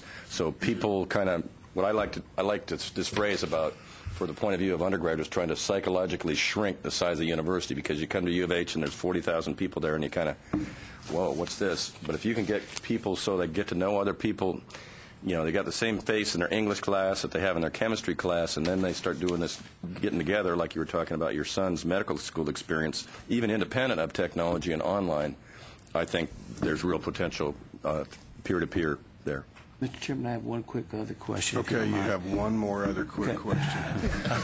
I'm famous for one more quick questions, aren't I? I know what we're doing in our community colleges with regard to the virtual college of Texas. Why can't we begin, and maybe there is some effort to begin to move that into our senior institutions, and that would afford an opportunity for more students to be exposed to the best and brightest faculty that this state can offer. And let me give you an example that I'm familiar with. You got Paul Chu, that's one of the top electrophysicists with the superconductivity probably in the world. Why can't someone at North Texas State, through distance learning, sit in a course that Paul Chu's teaching on the UH campus? And I'm sure that there's students or faculty on the UT campus, the A&M campus, the Lamar campus. We could go on and on and on. Why can't we work towards an interconnective system where students can sit in at North Texas State or Lamar or SFA or wherever and take a course from Paul Chu? You've got David Francis. Right. Why can't students be afforded to take an opportunity to take a course from David Francis or Earl Smith, Ron Harworth, one of the top glaucoma researchers in the world, that just because they're not on campus, why can't we afford other kids and our other students across his state to have the opportunity to take a course from him? Well, we're actually seriously looking at that, and what you're talking about is really part of what's called the open university model. open university model. You can get on the web and learn all about it. And in fact, I just heard last week that I think Stanford has just also instituted their own open university.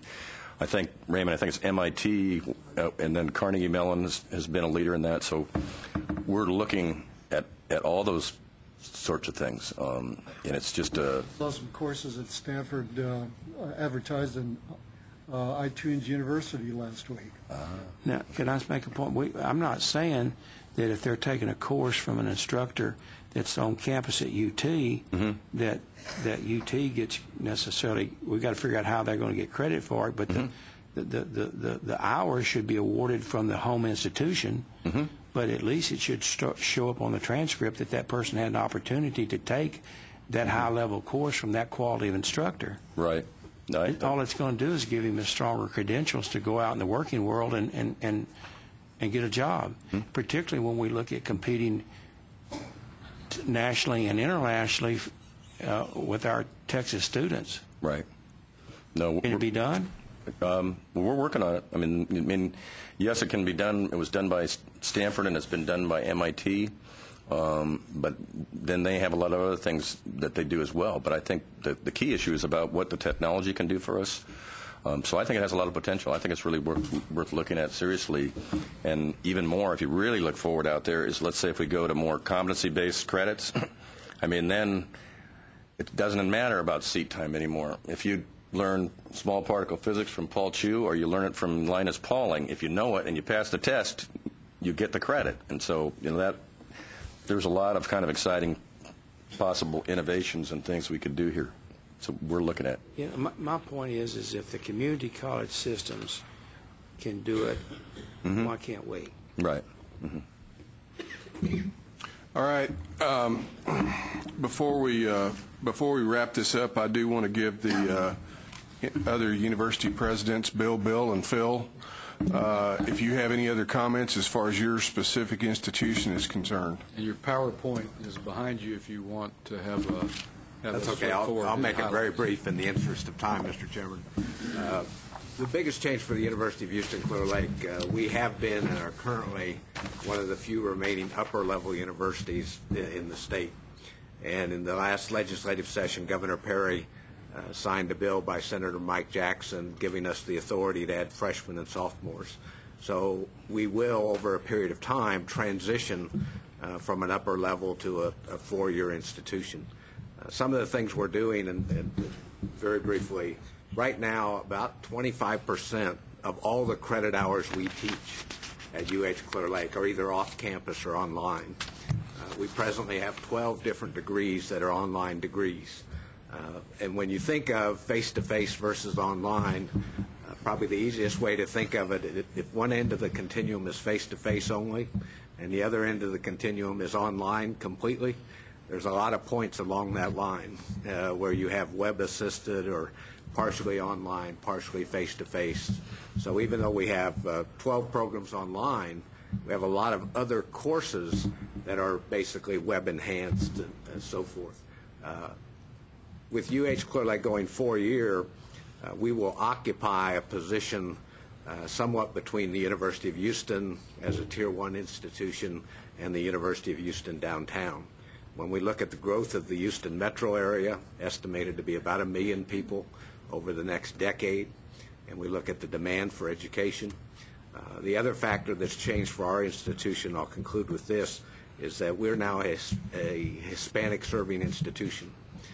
Over 27% of our undergraduates now are Hispanic. So when we look at the changing demographics of the Houston area, let alone our entire state, we look at our community college feeder institutions, that will be very significant as we have more and more, obviously, first-generation students entering college.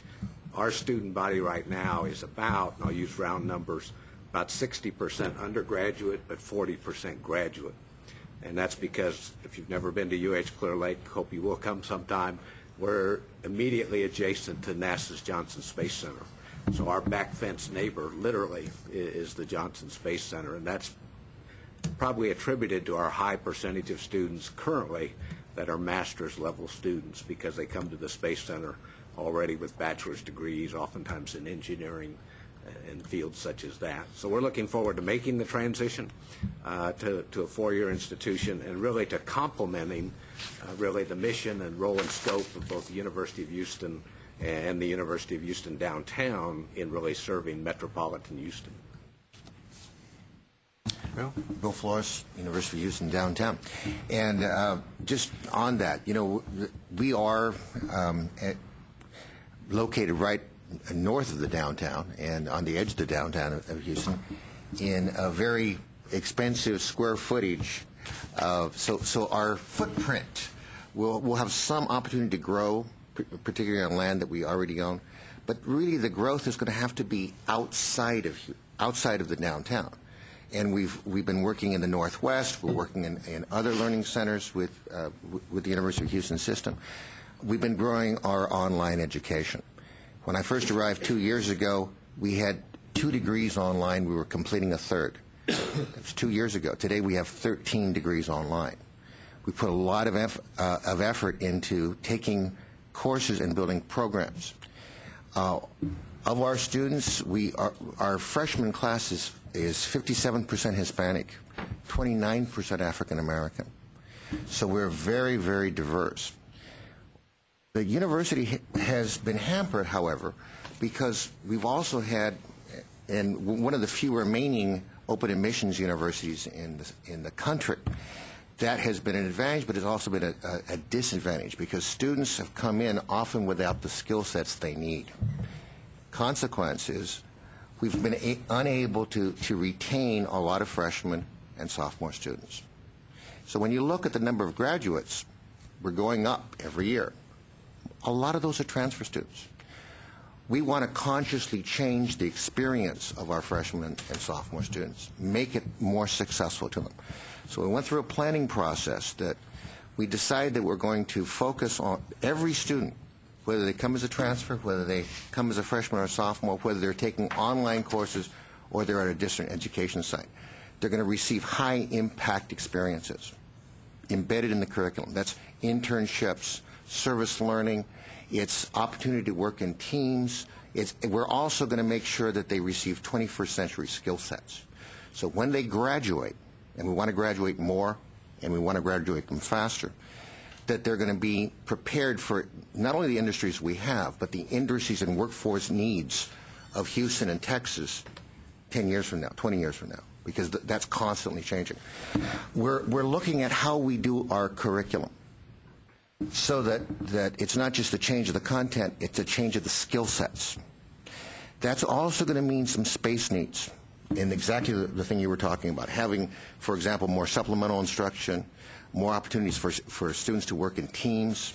If you look at our library, we took carrels out of the library and created small conference rooms where students actually can practice their presentations, do simulation right there, as if they were speaking in front of a class, learn how to use the equipment so that they can prepare and do the presentation.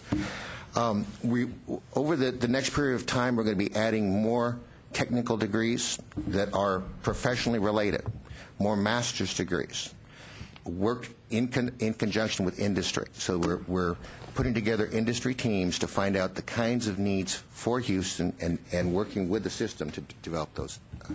The other thing which you'll see here is that we're changing our admission standards, working with the coordinating board. That's fundamental, so that we can signal to students that are in the middle school and high school, these are the needs you have to succeed. And we're creating pathways so that rather than excluding students, we're telling students, here's what you need.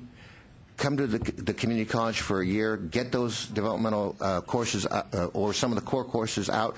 You've got a scholarship waiting for you, and you've got joint admissions automatically when you complete those. So we're looking at how we can increase success, and I think we've had quite a bit of progress. Very excited. Looks like your bachelor's degree, the number has increased pretty dramatically. And you know, again, that's a lot of it has been the upper division courses, which have been smaller, more in settings where our senior faculty are working with students in laboratory settings, involving them in undergraduate research. So we're now taking that to the freshmen and sophomores as well. So they're going to get that same kind of experience. Very good. Hi, once again, I'm Phil Castile, and I began as president in August at UH Victoria. I guess in my brief remarks, I would only call to the board's attention that our situation is a little different. We've heard today that some senior-level institutions and even some community colleges have reached a point where, as they diversify their delivery and have more distributed delivery systems, that they don't have a need for additional classroom space for face-to-face instruction. UH Victoria is sort of the opposite of that. We are a national leader in distributed education, but as we are working to close the gaps in higher education in Texas, we are now rapidly expanding our face-to-face student population. We haven't added a classroom in Victoria in 10-plus years, and we are projected to be out of academic space by 2015. Now, as part of our master plan, we're working with the system and we're working with our local community on planning to provide additional academic space for those students that we're bringing along and the students that are increasing our growth curve in Victoria to have space available for them. But I'm just pointing out that our growth rate is in a different direction, since we were in the vanguard of universities that learned how to do distributed education effectively. We now have the reverse need to build out our academic space. Very good. Members, any other questions, comments? If not, I want to tell you how much we appreciate you being here today. It was a very interesting and enlightening discussion. Thank you, Chairman Hahn. Thank you. Thank you. Thank you.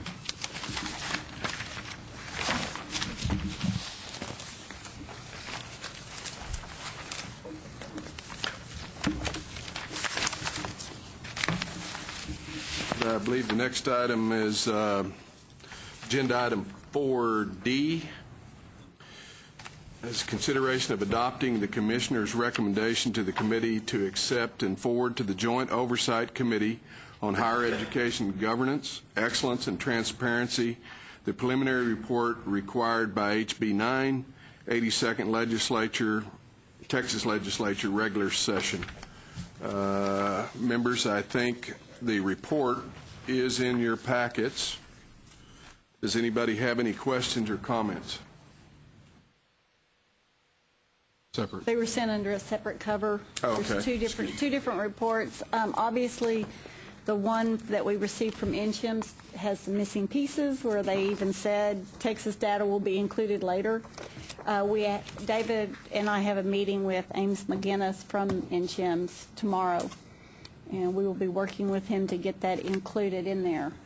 We had thought it was going to be in there at this point already. So what we can do is, if y'all want to approve it, that's fine. Otherwise, we can change it to approval by the chair and vice chair of the board to be sent forward, and we will obviously get a copy to all of our board members.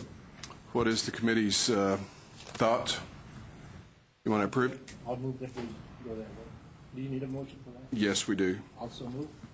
Now, this is a motion. Moving that it'll be revised and approved by the chair of the committee and the chair of the board. That's what I understood. All those in favor, please say aye. Aye. Those opposed, same sign. Motion carries. Agenda item 4E is consideration of adopting the staff recommendation to the committee relating to the facilities audit report. Tom Keaton, Director of Resource Planning, is available for a short presentation. Thanks very much. I'm Tom Keaton, Director of Finance Resource Planning here at the Coordinating Board. In your result, or in your materials there, you have an overview of the audit process and what it's intended to do. And you can see that this year we conducted 9 facilities audits, and of those, 2 of which were remedial audits. If an institution has their initial audit, they fail to meet the established standards, we do a remedial audit at least 6 months after. Of those 2, one of them was a second-time failure of the audit, did not meet standards. We've been in close contact with the institution and have scheduled an additional audit. To date, since the start of the facilities audit process, we've conducted 29 audits of institutions. Currently, 8 of those 20, eight of the 25 initials failed the initial audit, which is 28%. And then we've had 1 of the 5 remedials that has not met the standards. But again, we work closely with the institution to help improve their processes, their information exchange, and to get more fidelity of those data and an actual reflection of the use. Subject to your questions, gentlemen. I noticed that the audit of Texas A&M Commerce was a second review and that there was really no significant improvement. At what point in time do we have recourse, or what's expected at this point in time if they're not continuing to repair? Well, that was the one institution we've been in. I think, institutions take a different level of severity at the initial audit. We've sat down with them on the third audit, and Susan, I can certainly speak to it. We've said that on the next one, they will certainly bear all the cost of that. See, because it's a peer review team, so institutions actually spend the money to send a representative to these audits, 2 institutions and then 1 coordinating board. Well, we've already sent them twice. So, and the institutions absolutely agreed. They've come down and met with us. We've done at least 2 conference calls with them, and they've even gone so far as the person responsible for gathering and assessment of the data has gone to 2 separate audits of other institutions to start to leverage best practices. We see a definitive amount of intensity towards improving their systems this time.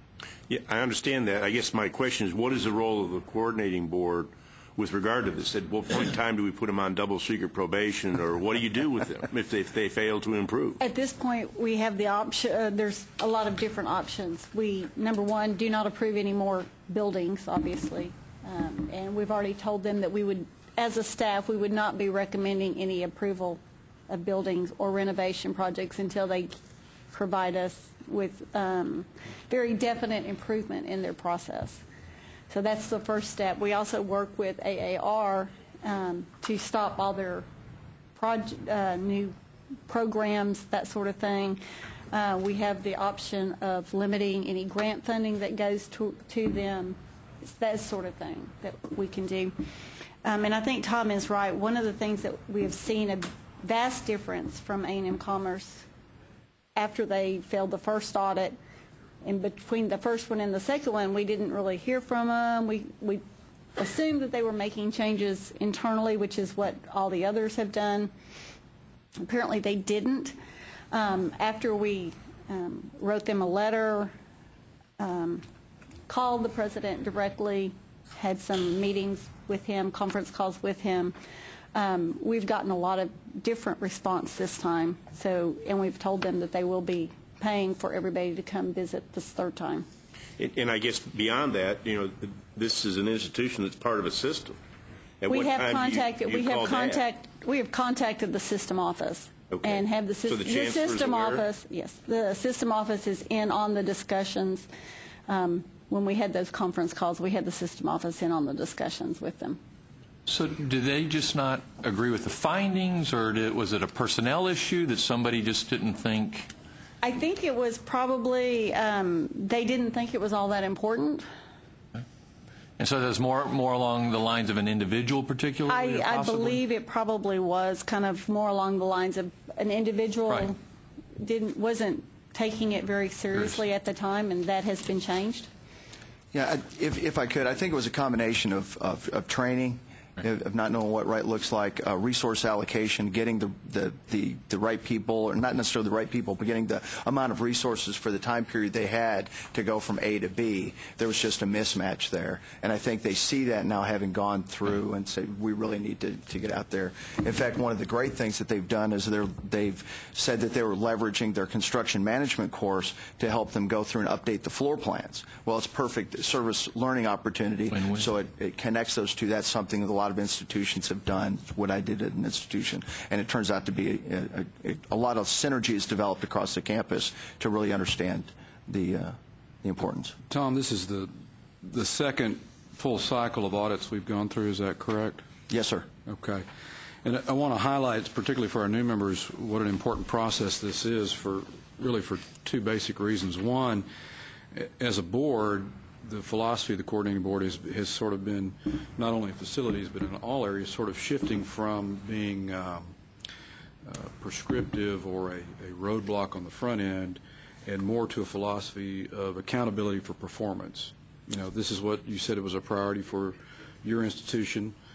Fine, your board has approved that, but then, trust but verify. Show us the results, whether it's a new degree program or a new facility. Second reason is because of the recently passed SB 5, which you saw a report on earlier. There's now a streamlined process of certifying projects from institutions whose projects meet all the standards of the coordinating board, number one, and number two, who aren't in this condition, or have defective plans submitted for dealing with safe deferred maintenance. So this audit process becomes even more important to the function of the coordinating board for those two reasons. One thing that strikes me, Tom and Susan, is that a lot of these audits, and I think it was perhaps the case last year, cover some of our smaller institutions. And we've got a huge investment in facilities in our larger institutions, and of course they also have more resources, I realize, but I would like to see us make a priority of doing audits as soon as practicable in College Station and Austin, and wherever else we have a large concentration of facility investment as a state. Certainly, sir, we can do that. The schedule was in place, a fairly long-reaching schedule, but there's nothing that precludes us from doing an in-stride adjustment to the schedule and giving them ample notice. This is something that they certify. These data, they certify them every year, that the data are accurate, and they report it every year. So I think there's an inherent expectation that it should be accurate at least within a 6-month period. So we can certainly pursue realignment of the schedule and maybe look more towards a high payoff target scenario where we go to the bigger institutions first and allocate our resources in that manner. And certainly we can do that. And when time permits, I'd like this committee or all the board members for that matter to maybe get an updated schedule once you've looked at reshuffling that. Yes, sir. We'll be glad to. So that we know kind of what's out in front of us. Okay. What kind of a schedule are you on? Every 5 years? It's on a 5-year cycle, yes, So it sir. is a 5-year cycle. Yes, sir. You said something about 6 months. You have to wait 6 months, or you come back within 6 months for a second look? Well, 6 months is generally from the time you say you have an audit. It does a couple things. One, it allows them, and the reality is they're going to tighten up the scope a little bit, and we're talking about bits and pieces. But two, it allows their internal audit staff some time to adjust, because there is a second portion of this where the internal audit staff will go out and audit the projects that they have performed on the campus to make sure they've met our rules, the statutory requirements, and their own regents' rules for the performance of these projects. So it's just to give them a little alignment or a little reaction time, if you will. And generally, that's why we give them 6 months on a remedial to really sit down to fix the problem, so we don't get a response to an acute condition, that we actually get a long-term benefit and that they can put the processes in place, learn the best practices in those. So you're waiting 6 months before you come back with a remedial audit? That's correct, sir. Okay.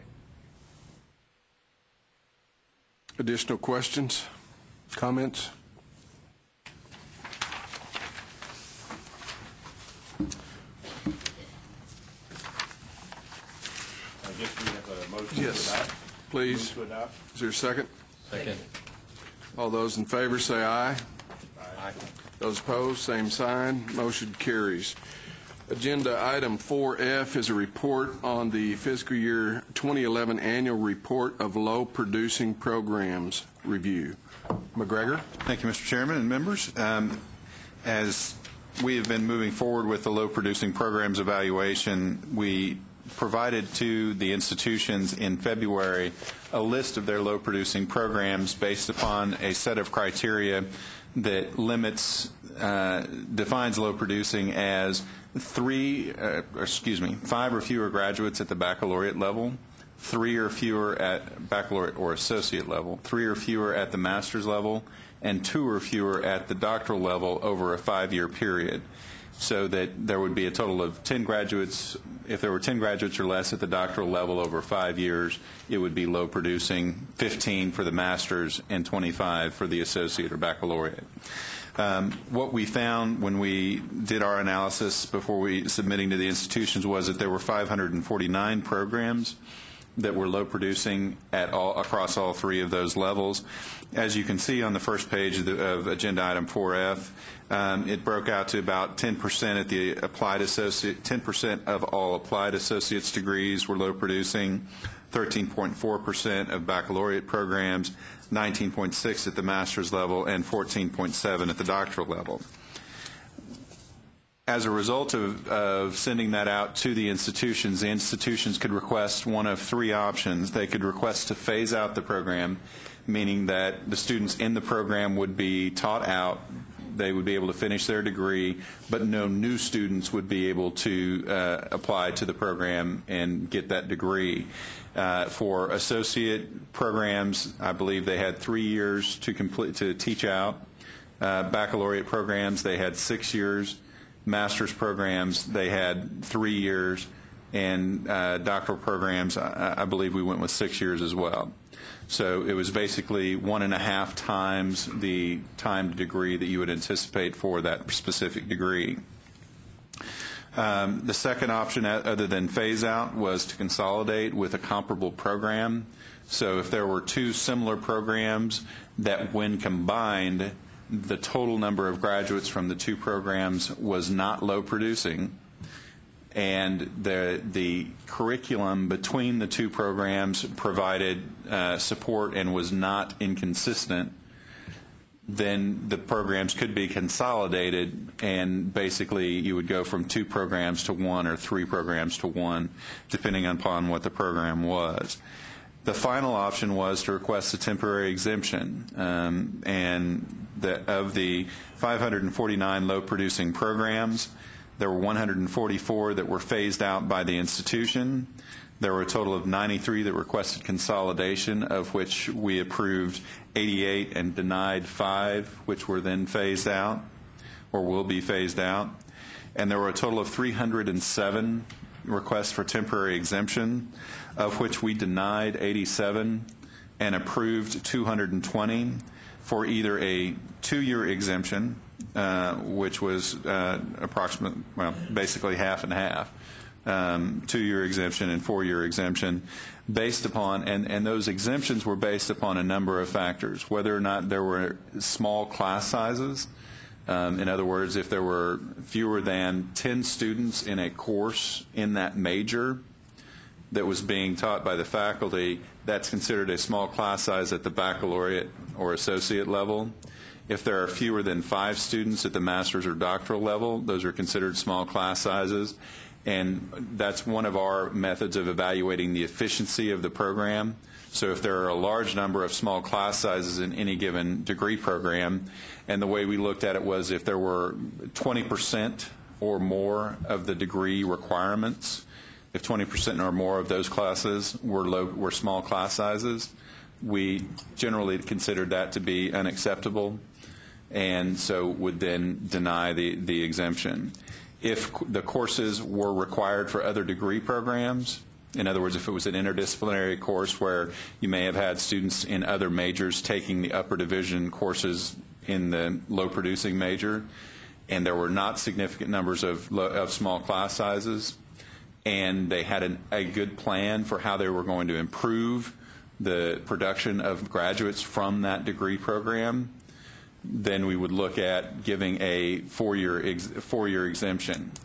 If there were small class sizes but not excessive numbers, or if the number of graduates was on the rise, as was the number of majors, in other words, declared majors in the program, if those were going up at the same time as the number of graduates, and looking forward, it appeared as though the major could reach a point where it was no longer low producing within that 2-year period, then we would grant a 2-year exemption and would allow the program that additional 2 years to prove that they could then achieve more than a low producing status.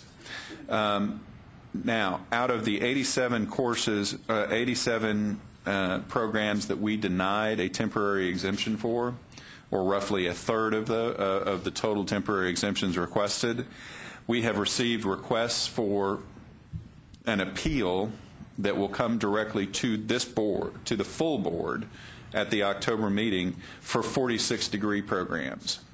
So a little more than half of those that we denied have currently requested an appeal to the full board.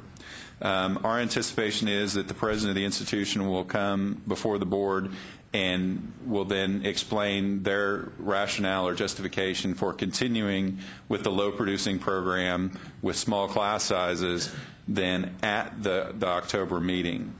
Right now, I've had a few conversations with provosts and to kind of question whether or not they are really going to appeal all of the programs. There were 4 institutions that appealed every decision that we had denied, and so in talking with some of them, Texas Southern has appealed all of their denials and have indicated that they are going forward to appeal all of those to the board.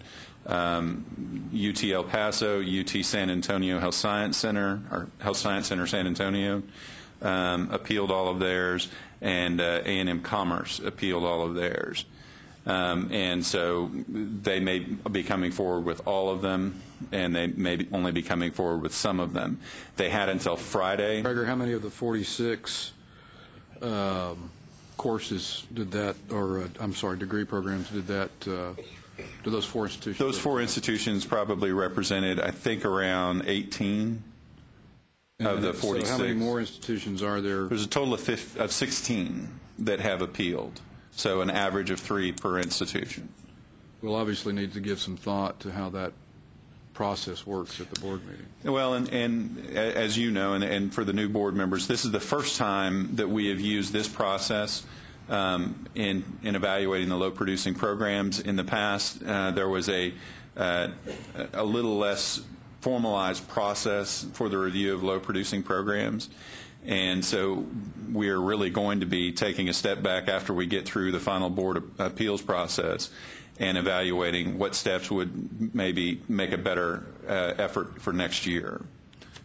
And Mr. Jenkins, did you have a question? I'm sorry. No, it was the same thing with the process. I'm trying to understand how you would review that many at a meeting, and I'll be anxious to find out. Yes, sir. It's going to be an involved process, and what we're planning to do is the institutions have until the 1st of October to submit additional documents that they believe will supplement what they had already provided to us that they will be using in their appeal, and we will be providing the basic material that we received in their original application for a temporary exemption, as well as our response and analysis, and then this additional material from the institutions for you all to review 2 weeks prior to the board meeting, so that you will have a sufficient period of time, hopefully, to get through those documents. And we recognize that this is a significant investment of the board's time, but felt like because of the nature of this and because we knew there would be appeals, that it would be better for it to come directly to the board rather than taking the 2-step of through the committee and then to the board. And in a sense, this is if not a one-time, a first-time event because of the change in our rules, which is culminating in this final step. But it does strike me that we could do a couple things if the documentation they submit is persuasive enough to convince staff to reconsider the recommendation. That's one outcome. Yes, sir. Taking a page out of Chairman Zaffarini's book, I think we'll need to use a timer and be very rigid on the amount of time per program. 2 minutes, 2.5 minutes, something like that. So we're going to need to manage it fairly diligently. No question. Mr. Chairman, one quick point that McGregor's already made, but clearly there's a lot of misunderstanding about this. I've received a number of emails saying, how can you eliminate this department? This department is critical to to the overall educational efforts of the institution. We're not eliminating departments. We're eliminating majors. And that's really important to note. There may not be a major in physics, but there can be a department of physics. We may eliminate a major in a master's program in Spanish, but there will still be a Department of Spanish or Languages that can offer courses.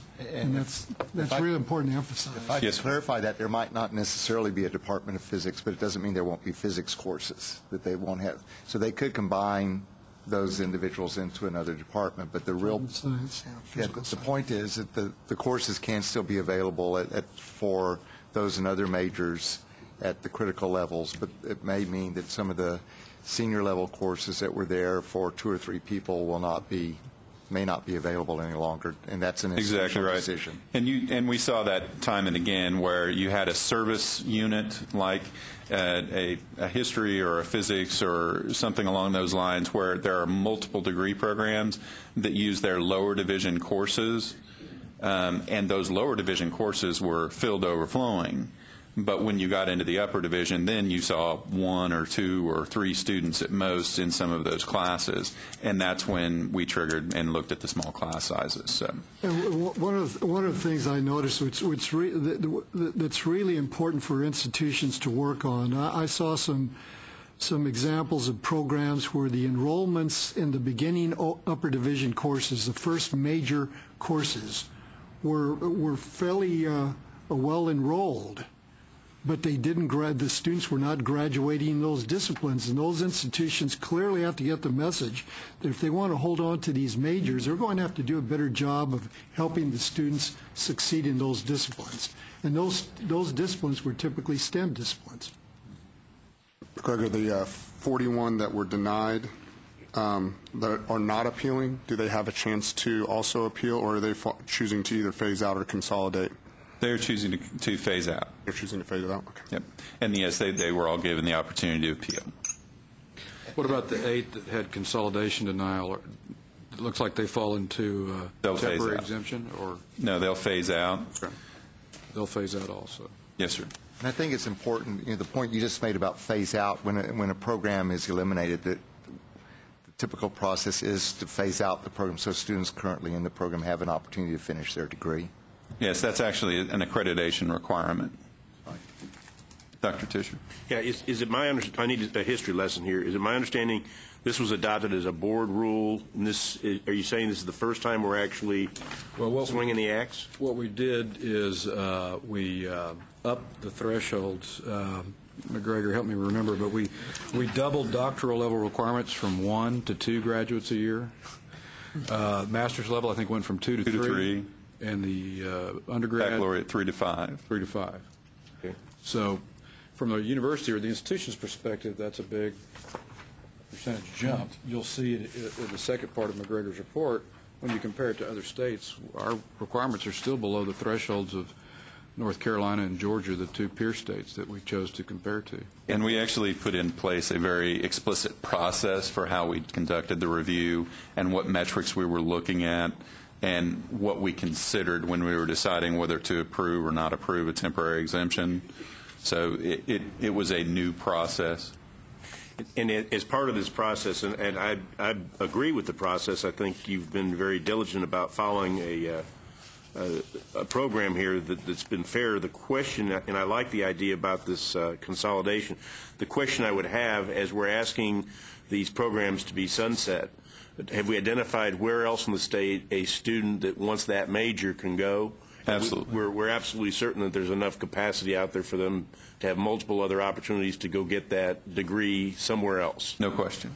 And have the institutions been informed of that so that they understand, look, there's 12 other degree granting institutions in the state that offer this, and they're actually producing graduates, you're not, this is why? I think it would be maybe not quite to that level, but yes, sir. I mean, they are all aware that there are a lot of institutions in the state that may offer the program that they are being requested to close. I think it's absolutely imperative that we have to redeploy assets. We have a fixed amount of assets in this state that we're going to have to redeploy, and this is very much needed, I would say. The second thing, I think we need to have an algorithm of what would be the reasons that anyone appealing would be even heard. Was your due process violated? Is there something inaccurate in your reports? Is there something inaccurate in our report to you? I mean, I think we should have a limited number of options for them to come and appeal to us, and we should work those out, I think, as a board, is what would be the reasons for us to reverse that decision? Well, at this point, and staff can jump in and correct me if I get this wrong, but the rules we have now, we allow for them to appeal to the board. It's somewhat open-ended, so we've given them that right. As we go forward over the next year or two or whatever time frame the board feels is the right time frame to consider further modifying this rule, we can consider, better defining, tightening down the definition of the appeal process. That's what I'm suggesting. Yes, I understand they have to have the right to appeal, but we ought to have criteria of under what criteria are you appealing. And we'd be happy to put some, after we get through this year's process, we'd be happy to put together some suggestions of options of ways that we could limit the appeals. To that point, though, and that's good, that needs to come as a following of the process, but in October, we're going to hear certain stories, and then collectively, I guess I would be looking for what guidance as to, is this just everyone's own gut feeling? Or is there some other kind of decision matrix that we ought to be following in October? Mm-hmm. And I would look to see, what I'd like this to be kind of following some similar thought process. Well, we can certainly lay out the process that we used in denying the original applications and provide those. I mean, that's part of what you will see is what we based our decision on. As far as how you will be evaluating the appeals process, I'm sure we can put together some different guidelines that you can look at. But as far as the appeal, the intent was that it would be up to the board as to how they would evaluate those appeals, recognizing that all of the programs that will come before you on appeal are low producing. Right. So, I mean, they're starting out at that at that level, and it just becomes a question of justification. Dennis? As I understand it, you're telling me that 41 of these programs the agency has recommended that we don't approve. Out of 87 total programs that requested temporary exemptions, 46 have filed to appeal to the board. 41 have not filed an appeal, meaning that they have accepted the denial of the temporary exemption and will be phasing out those 41 programs at their own institutions without further appeal. We have a fairly high percentage of those institutions that are not agreeing with the decision made by the agency, and the agency being you and maybe Susan and the commissioner. Is that fair to say? And whatever. Yes, sir. And those numbers may change in terms of the institutions may have filed for the appeal to give them more time to decide. Well, I want to be fair to them. That's not my point. Yeah. But I have a little bit of problem accepting the fact that 46 institutions would feel like this agency hasn't been clearly across the board. 46 degree programs 46. Across 16 institutions. Okay, 46 degree programs. Another way to put it in context, Dennis, is it's less than 10%. It's about a little over 8% of the total number of degree programs originally identified. Okay. But am I inaccurate by saying that 46 of the degree programs that y'all said are underperforming, and that say that they want to appeal to this board because they don't agree with y'all's decision? They definitely, I would say, do not agree with the decision we made to deny their temporary exemption.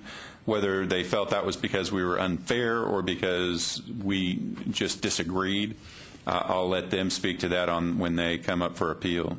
But could I just that's based on the change, like going from 1 to 2 doctoral programs 2 to 3 master's programs. I mean, that's pretty much the basis of it. Is that correct?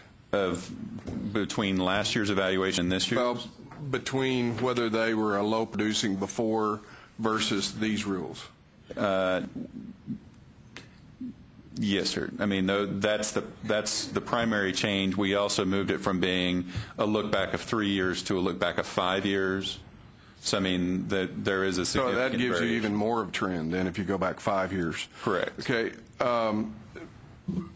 So I guess other than the interdisciplinary need, why would an institution want a low producing program? What incentive is it for them to have a program that's not producing graduates?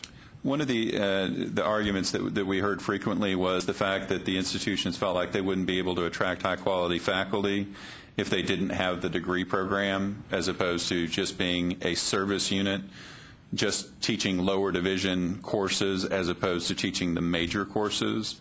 And I think that's one of the challenges to that argument is the fact that we have so many other institutions that don't offer the degree program that have high quality faculty, whether it's at private liberal arts colleges or other institutions in the state that don't offer the degree program. And so I think that was one of the challenges that we saw, was that wasn't, to our review, a sufficient reason not to deny an appeal. The other arguments was that institutions weren't going to save a significant amount of money because they weren't going to stop teaching physics. In other words, they were still going to be teaching the lower division physics courses, so it was still going to require them to have physics faculty teaching those courses, so there wasn't going to be any savings. And I think the challenge to that argument is that, well, if they're not teaching the upper division courses, then they're able to use those faculty to either teach more lower division courses or to teach other courses that are necessary for the unit as a service unit, as opposed to offering it for a major. And so I think, some of those arguments are a challenge to make, and that's why bringing them before the board to hear some of those appeals for those programs, I think, will be beneficial, because I think it's important that the public get an opportunity to hear those arguments and decide for themselves. I think it's worth mentioning that the staff approved 222 programs for temporary exemptions based on the numbers that were there, along with what were, through the staff analysis, were good and reasonable plans for the program to become more successful. So one of the distinctions, not the only, but one of the distinctions between those that were approved and those denied was the quality of the plan put forward to make the program healthier, to increase enrollments, to increase graduates. And I think it's important to recognize the fact that these other programs looked at this and said, okay, here's what we can do. And so and then they'll be reviewed again later, if how well they followed through and how successful those plans were. And I didn't see all of these, but I can say that some of the programs that were denied, there really was no plan going forward, that from what I saw, that really didn't make any argument beyond what McGregor just stated. So I do think it's important to recognize the efforts of those institutions that put some serious thought into how to make some of these programs healthier going forward. David, it strikes me that as these 16 institutions submit their final plan for appeal, that I don't know how engaged, David, you and Raymond were in this process to this point. I know you were seeing the results and they were very familiar engaged with the big picture.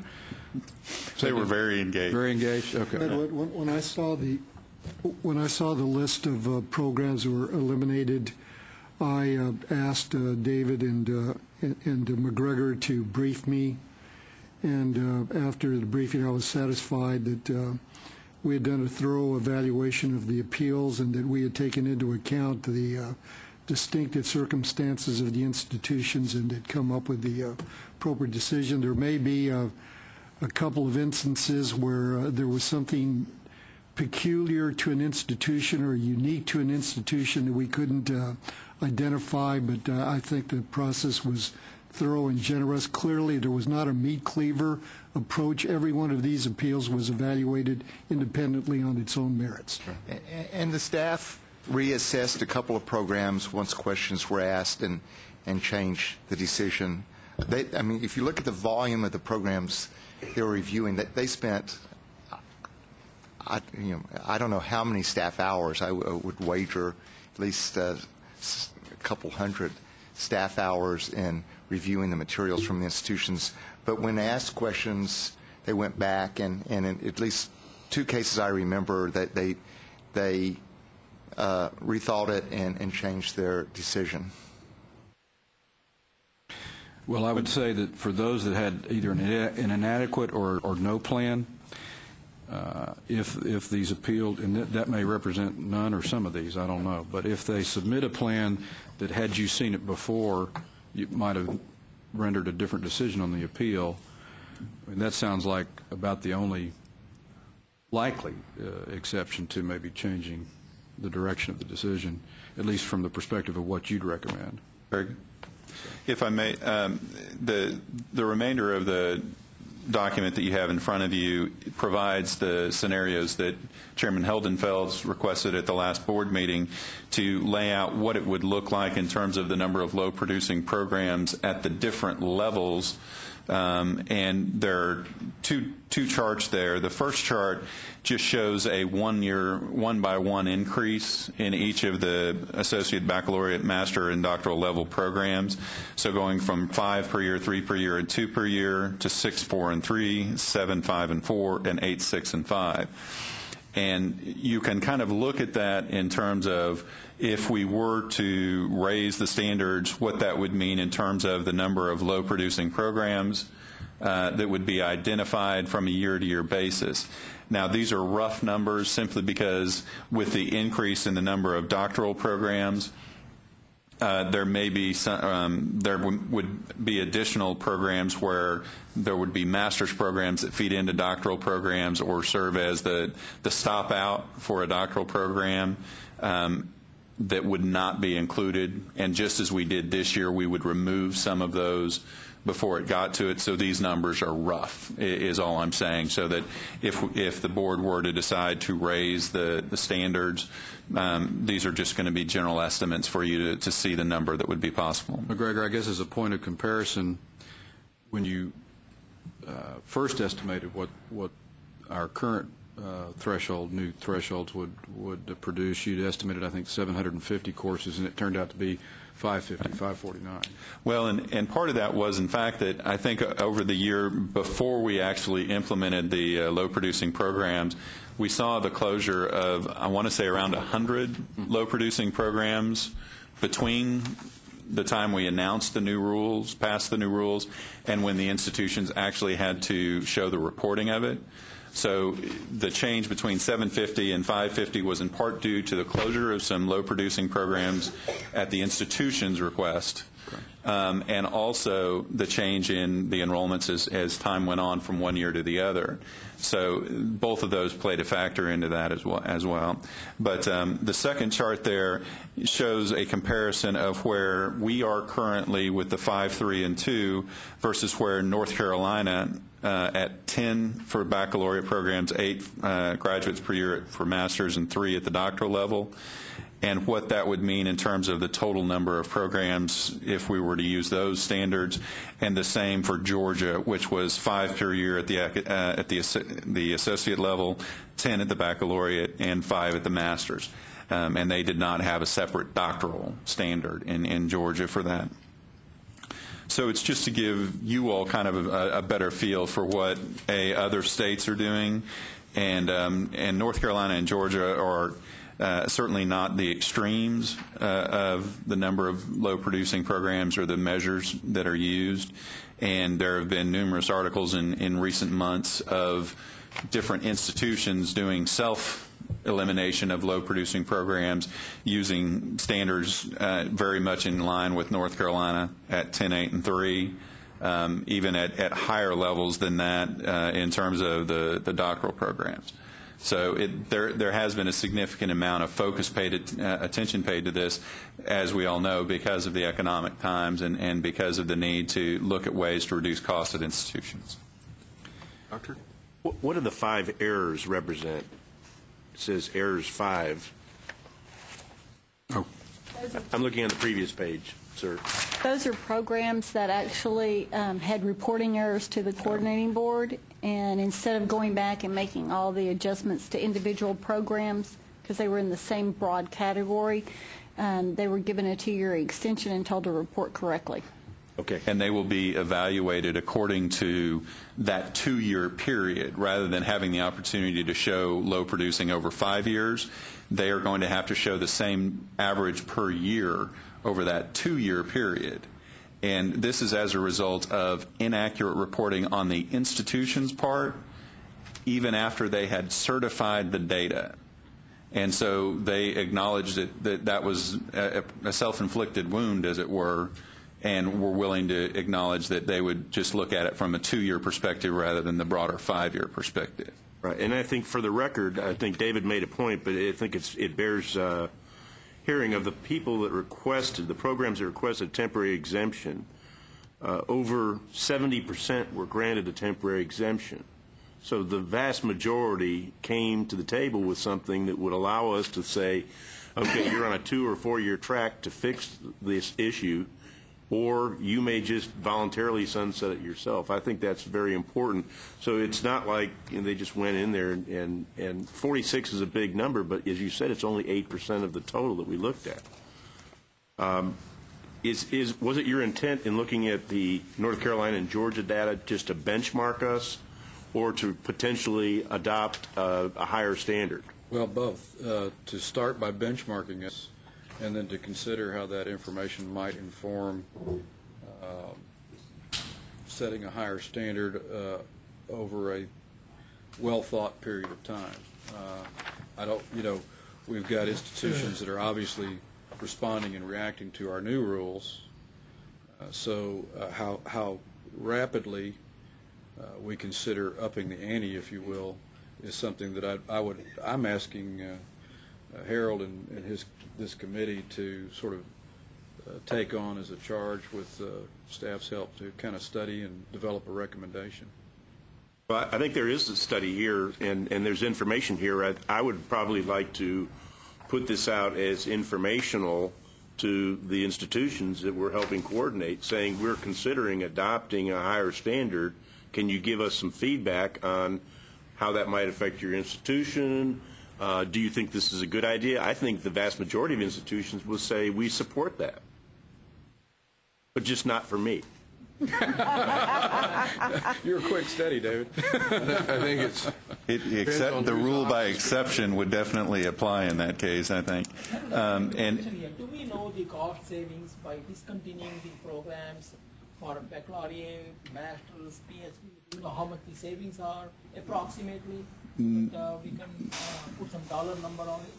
Not especially. It will be on an institution-by-institution basis, simply because depending upon the type of program, like we said, if it's a service program, they may not be eliminating any faculty lines, or they may be realigning them to different courses.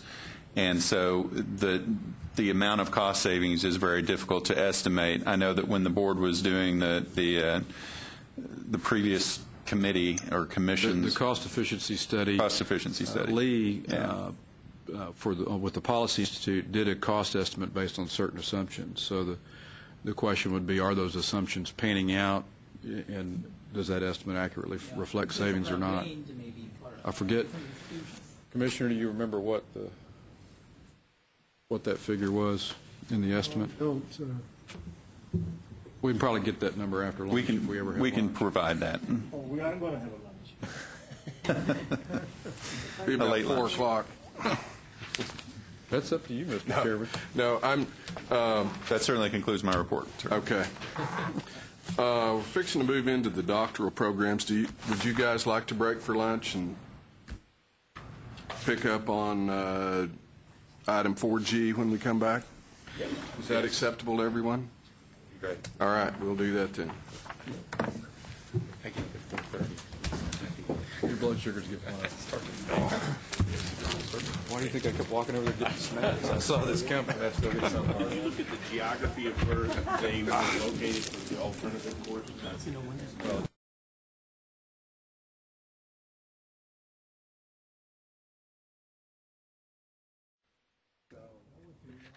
Okay. Now that we've all been properly fed, we can pay strict attention to the balance of our agenda. I believe we're on item 4G. Item 1 is consideration of adopting the staff recommendation to the committee relating to a request from Texas State University San Marcos for a Doctor of Philosophy degree with a major in material science, engineering, and commercialization. McGregor. Thank you, Mr. Chairman. This project is one that has been an effort between Texas State University and the coordinating board staff in terms of going back and forth and having a lot of give and take in terms of trying to develop a program that we felt like would be beneficial not only for the institution but for the state. And one of the efforts that Texas State has put together is to make this a program that is not only going to be about materials science and engineering, but also about the commercialization aspect of taking the new products and the new processes to a marketing aspect so that their students will have that knowledge as a part of their doctoral program, rather than having it be something that they have to pick up once they go out into industry or into the marketplace with an idea that they've got in grad school. This will be something that is an underwritten part of their doctoral program. And so while there are already 7 materials sciences programs throughout the state at the doctoral level, this is the first program that will incorporate the commercialization aspect, and as any institution will tell you, all new sources of revenue are good sources of revenue. And hopefully by looking at commercialization as one of those aspects as part of the doctoral program, it may not only help the students coming out, but may also help Texas State University with their efforts toward commercialization and improving their scientific science to the marketplace efforts. And so the program has already received significant funding, not only from state resources, but have also worked on expanding their federal resources. I was told that in addition to the funds that are already described in the proposal, that they received another $500,000 from National Science Foundation for additional funding for new laboratory equipment as well. So they are continuing forward. This effort that has been ongoing for more than 2 years, it has not slowed down their efforts to ensure that it's a high-quality effort. And we do recommend approval of the program. Dr. Denise Trout, the president of Texas State University San Marcos, is here. And if you have any questions, I'm sure she's more than happy to come up if you like. Gentlemen, any questions?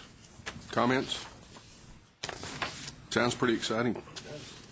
If there are no questions, is there a motion to approve? Move to approve. Is there a second? All those in favor, please say aye. Aye. Those opposed, same sign. Motion carries. 4G2 is consideration of adopting the staff recommendation to the committee relating to the request from Texas Tech University for the Doctor of Philosophy degree with a major in agricultural communications and education. McGregor. Thank you very much. This is a program where Texas Tech University is actually working to revise an existing program, an EDD, by expanding it into a PhD and making it a little bit broader of base. The existing on-campus EDD program in education and agricultural education will be phased out as the new PhD program comes online. The intent is that the graduates from this program are going to be across a broad range of topics, not just agricultural education, but agricultural communication and marketing and that type of broader perspective. So with that, they wanted to move from the EDD to the PhD, which they felt would improve the marketability of their graduates in other doctoral programs around the country as their graduates are looking for faculty employment. So moving from the EDD to the PhD for that reason was important. Expanding the program from strictly agricultural education to a broader base of agricultural communication and education provides a broader base from which to operate as well. The number of graduates in the program and the demand for the program suggests that there are opportunities for graduates from this type of program in both academia and industry. And so they felt like that this would be beneficial. Basically, there's going to just be a swap out of the EDD for the PhD. So the number of graduates may go up slightly, but they do not anticipate that there's going to be a significant enrollment increase. And so they just felt like it was best to move from the EDD to the PhD, and we do recommend approval. Questions? Not. Is there a motion? I have a question, Mr. Chairman. Sorry. Are we, in our criteria that we're using as an agency to allow the 7 emerging research institutions,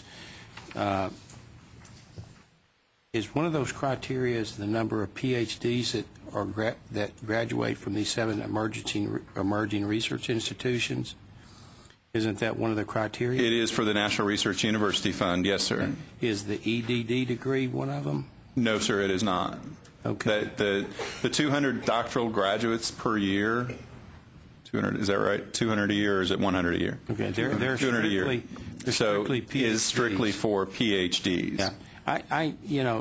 I'm not in any way at this time insinuating that this is maybe a reason for that, but I have thought all along in my own mind that we need to be watching for that, that some of these EDD programs could slowly migrate towards the PhD programs for purposes other than perhaps what they should. And I'm not insinuating this one is, but you understand my underlying. Without question. Yeah, and I think this is an agency we need to really make sure that if they're changing their EDD doctorates to PhDs, there needs to be a real rationale other than meeting that criteria. You understand my point? Yes, sir. Are you sensitive to that? Yes, sir. Thank you. Any other questions? Good question. Yeah. Nod, is there a motion? Durga moved for approval, is that correct? Yes. And is there a second? Second. All those in favor say aye. Those opposed, same sign. Next time we get every one of those institutions. Good comments, Dennis.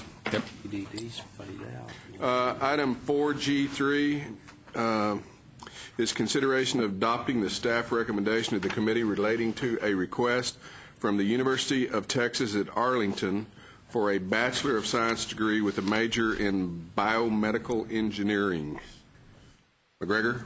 Thank you very much. Biomedical engineering is one of the fastest growing and largest sectors of the workforce, and right now the U.S. Bureau of Labor Statistics estimates a 72% increase. TWC estimates a 77% increase by 2018.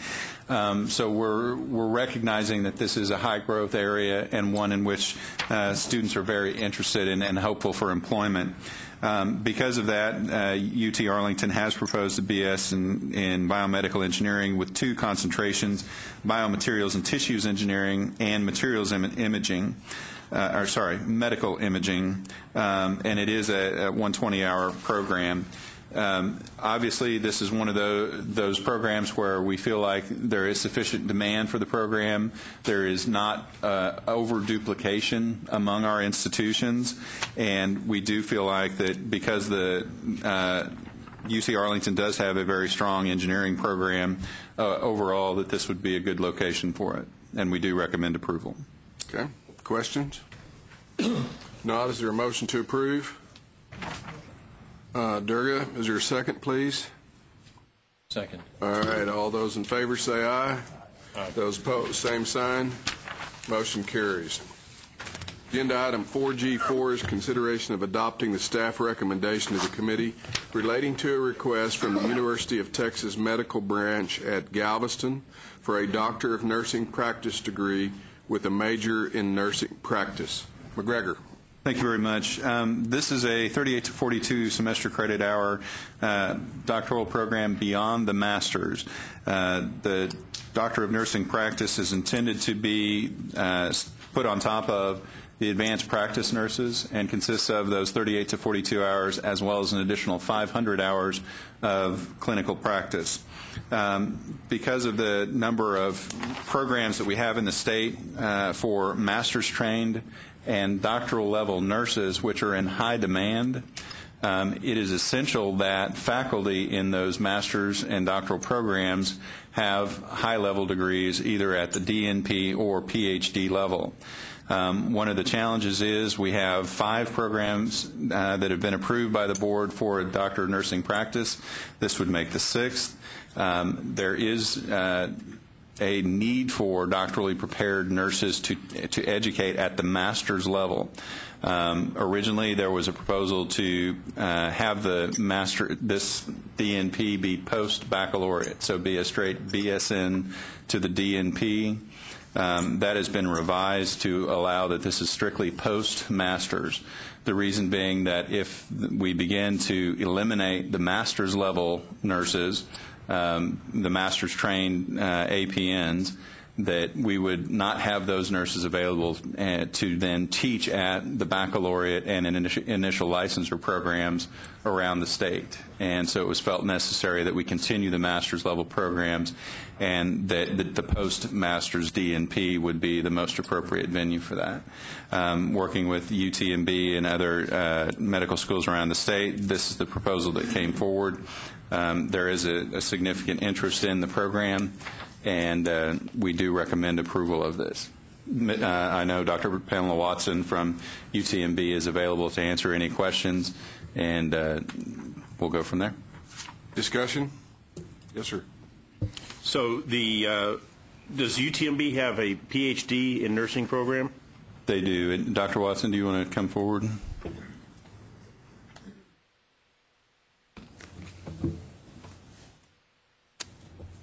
And I apologize, I couldn't remember your counterpart's name. Leonard. Bruce Leonard. Who is Thank director of the DNP program. Good afternoon. If you would, turn your microphones on.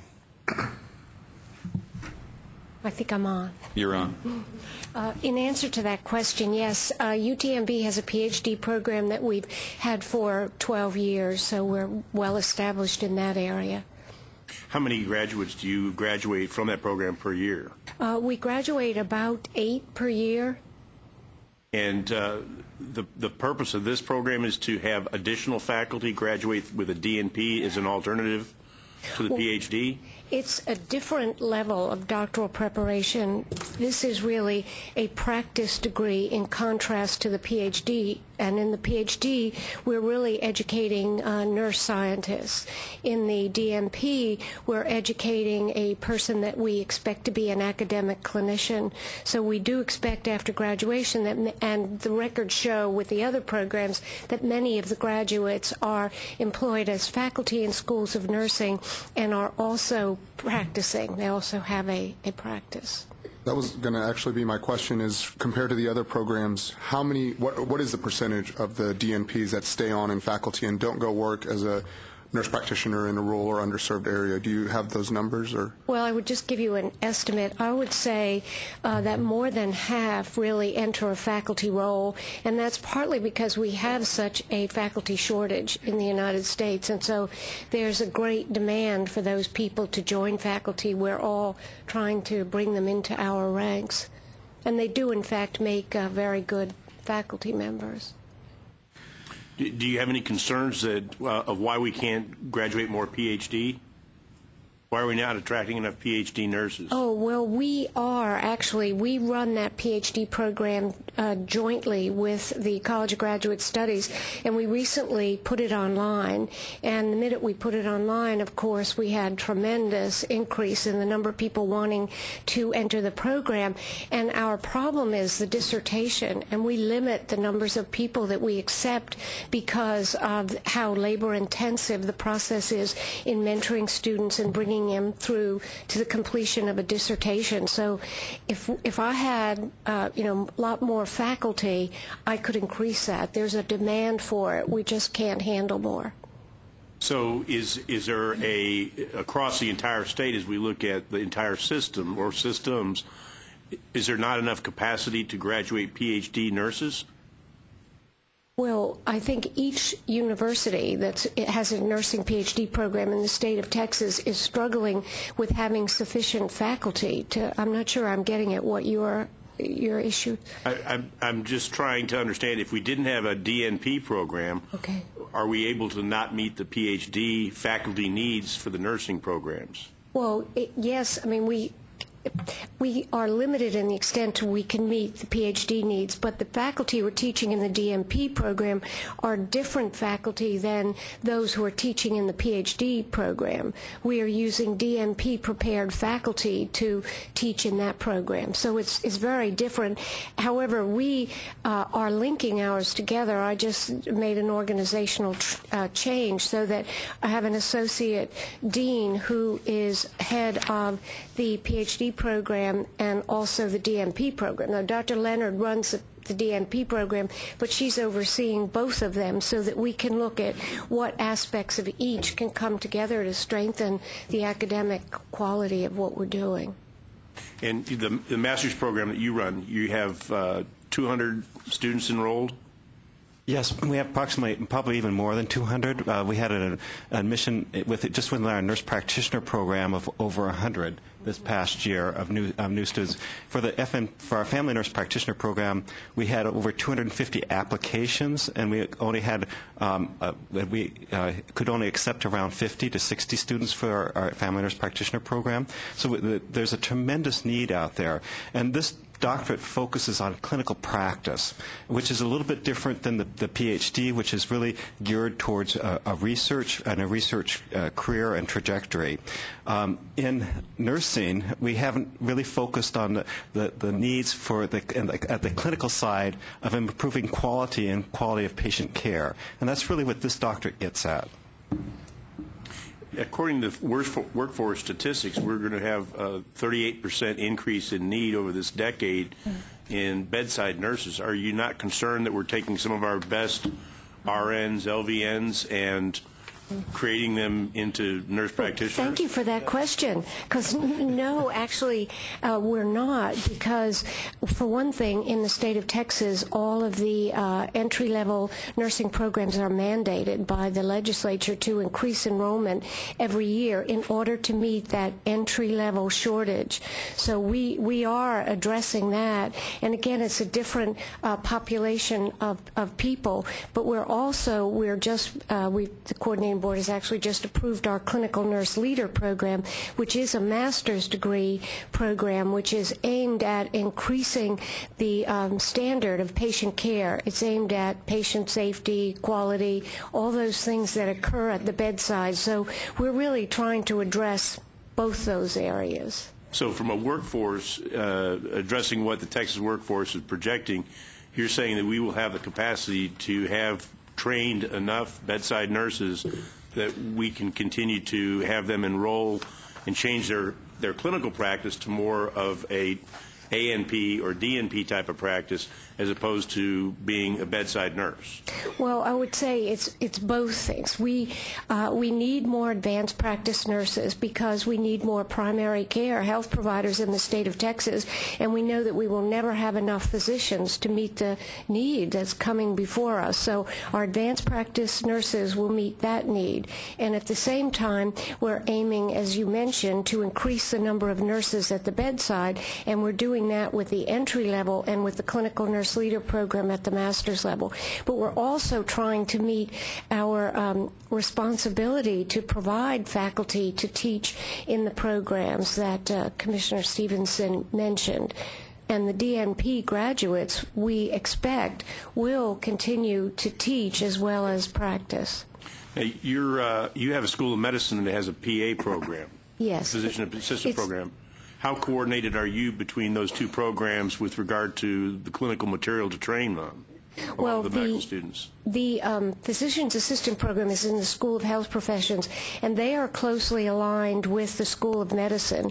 And we are also I would say that for many years they were more closely aligned than nursing, but we have a major initiative at UTMB for interprofessional education. So we are trying to have all of our students learn together. You might want to comment on that, Dr. Lee. Yes, we actually do have several courses that are taught together between the PA and the nurse practitioners, especially in reading of EKGs and some of the more we are really doing a lot more interdisciplinary education, and we do have the initiative to expand in that area too, especially with the School of Medicine. We've had several meetings this past year on how to integrate more practitioners within the medical system at UTMB too, along with PAs.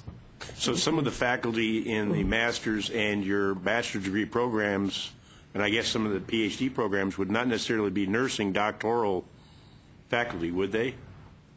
Are you using medical school faculty for some of these? Well, we use the faculty oftentimes as guest lecturers or for content pieces for expertise in particular content areas that we need.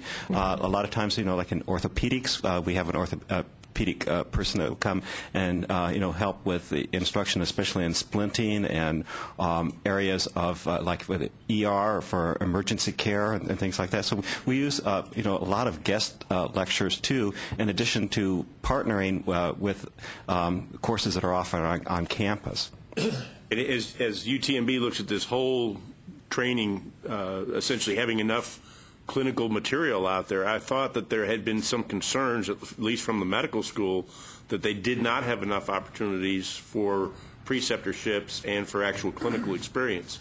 Is this program going to put further pressure on that, or where are you going to develop other clinical experiences? No, actually, we have partnered with AHAC, which is the Area Education and Coordinating Agency, and they have our regional agency for the eastern part of the state places all the medical students, the PAs, and the nurse practitioners. We have had no problems in placing our students and getting them with clinical preceptors throughout the state. So really finding clinical sites haven't been a problem. We've been negotiating with more rural clinics to get our students out into the rural areas, and we've been partnering with the PAs in helping to find clinical sites. And so really clinical sites and finding preceptors has not been a consistent problem for us. Okay. Can you tell me again what AHAC stands for? Area Health Education Coalition or Coordinator, something like that. And it's a regional type thing? Yes, regional government agency. And we have, and they're also associated with UTMB. We have the local office at UTMB, but they also do the clinical placement for UT Houston area and other areas too. So is that like the Gulf Coast region? Is that what they're doing? Yes. Okay. Thank you. And of course, it's also the fact that Texas is such a vast area that we are trying to attract students from more remote areas where they really desperately need primary care providers, and then we're encouraging them to practice in that area. So, but they could do that with the master's level certification, correct? Well, we believe that education matters, and the better educated the healthcare provider, the better care that can be provided. And actually, in the more rural areas where many of those advanced practice nurses are practicing without access to a physician, it's probably even more important that they are educated as best they can be. Would you agree? Yes. So is there information or research that shows that there's better care, safer outcomes, better outcomes with the DNP? Because I'm not sure that we've seen that. Well, the DNP is so new. We have moved forward in nursing to try to have most graduates, especially from nurse practitioner programs, to have a DNP by 2015. But it's only been within the last 5 to 10 years that we've really been developing the DNP. So it's really we haven't had a lot of research in that area, but we do have research outcomes of nurse practitioners practicing in their role, and they have the same outcomes as physicians and PAs. Could you help us just a little bit to follow up on your last comment that it wasn't research to show the advantage of the DNP over the masters? Well, could you help us understand then why as a profession nursing would be moving in that direction? Well, we know based upon the research that we do have that education does make a difference, and between the master's and the doctoral level? Yes, between the master's and the doctoral level. And what research is that? This doctorate is so new, but we do know that from the PhD. Yeah. Well, I think I understand what you're getting at, and we certainly don't argue that we still need to collect more data for key indicators of the difference in the level of preparation and what it may mean in healthcare outcomes. But to get back to what you mentioned about the impetus for doing this, I was on the board at the American College of Nursing when we first began to talk about this, which was really 10 years ago, and we were recognizing that with the the Austin allergens are getting me.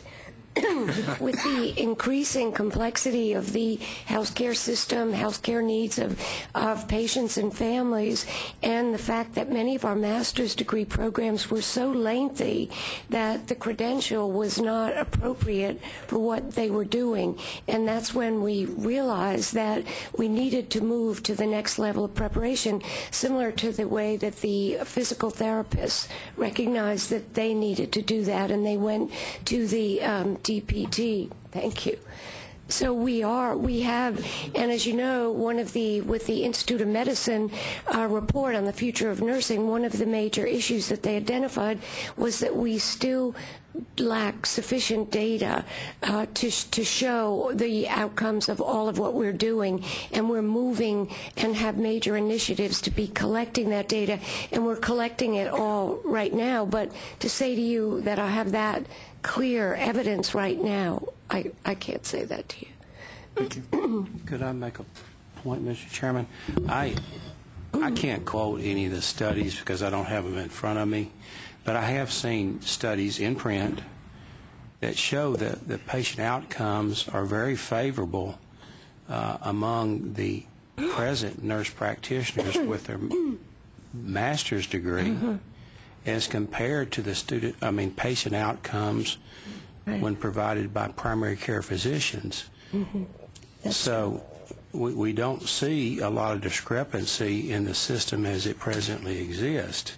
Now, you continually say that education matters, and I don't think anybody here would argue that the better educated you are, the better qualified you become to provide care to those that need it. We face a major challenge in this country because the baby boomers, as we all know, are getting older. I practice in a rural part of East Texas where we have a little small rural health clinic down in Tenny Hall, Texas, that without a nurse practitioner there would be no care. There would be no care at all. Now, I'm sure they would welcome the opportunity for a family primary care provider to go down there and work, but they're not going to get one. So the only care that those poor people get are the ones that I think she's a master's level nurse practitioner, and she's doing a hell of a job, a good job, and that's a service to our society. So, I mean, I'm questioning you here is if you've already got a system in place that studies show that patient outcomes, and I don't have those studies in front of me, so don't ask me for them because I don't have them, but I've read them, and you probably know more about them than I do. And having observed her care now for over 10 years, as well as a lot of other people, she's not killing anybody. Nobody's falling over dead. She knows where her limitations are, and she's able to do a good job. And when she can't take care of those patients, she refers those to the right people. And she's ultimately saved lives and improved the quality of life in that little small community. And she does it Not that she's making a lot of money, because she's got a heart for what she's doing. Now, it begs the question: is that could we direct more of our resources to educate more of those nurses that can truly have an impact on our society, where the rubber meets the road, where these indigent care people don't have any money. They actually pay on a sliding scale. They have to bring in their proof of income, and based on that proof of income, they may pay $2 or $5 or $10 for care, but at least they have some access to care. And by and large, it's pretty good care.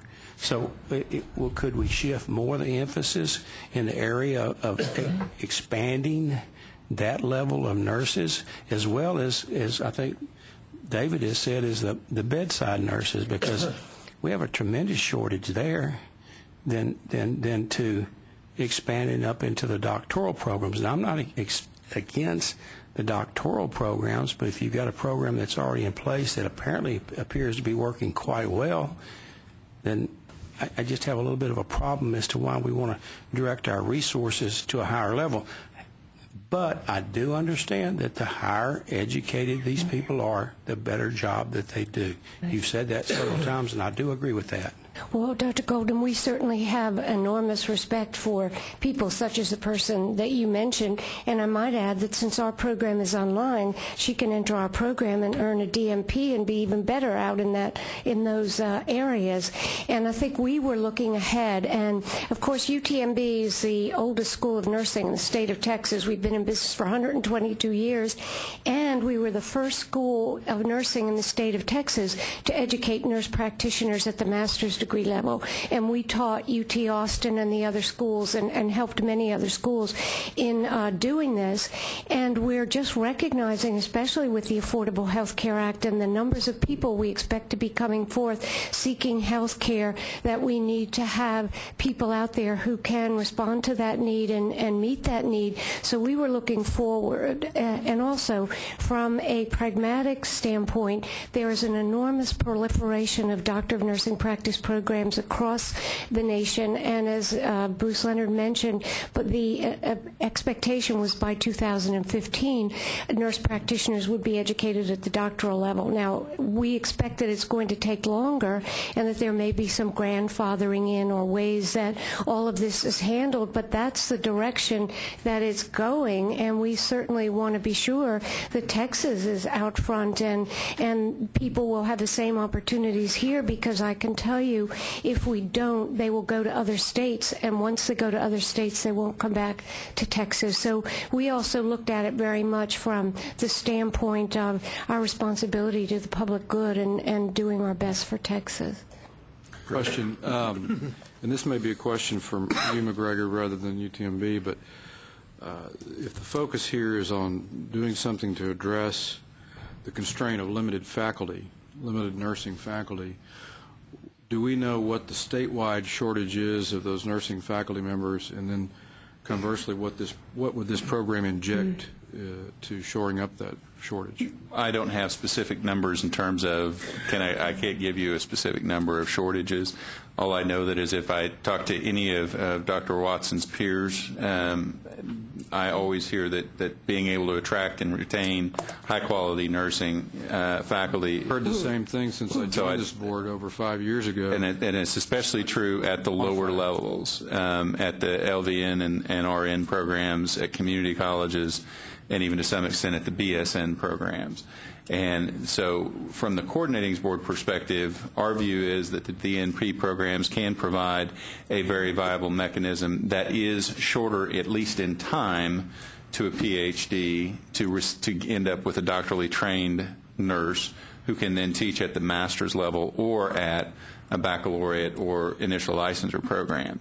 And so in terms of absolute numbers, no, I don't have that. In terms of graduates, I think how many graduates per year are you all expecting at the end of your startup period?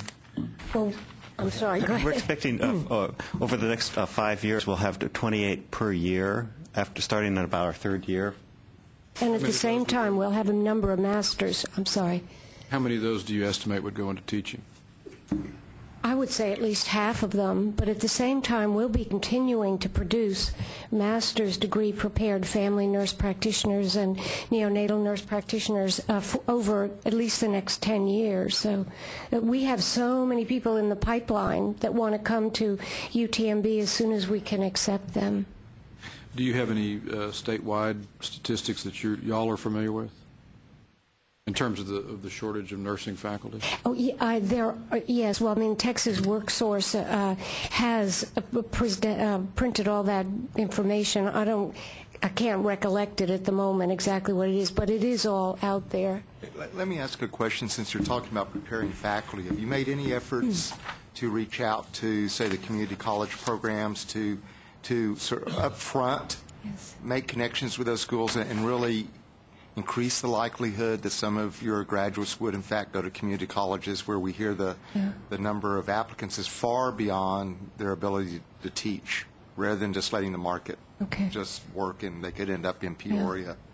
Well, thank you for that question, because we are working, UTMB is committed to making it possible for nurses to advance their education. So we currently have a special affiliation with a number of community colleges around us so that we will accept students into our program at the time they're accepted into the community college and make it possible for them to have a seamless progression from the associate degree on to the bachelor's degree.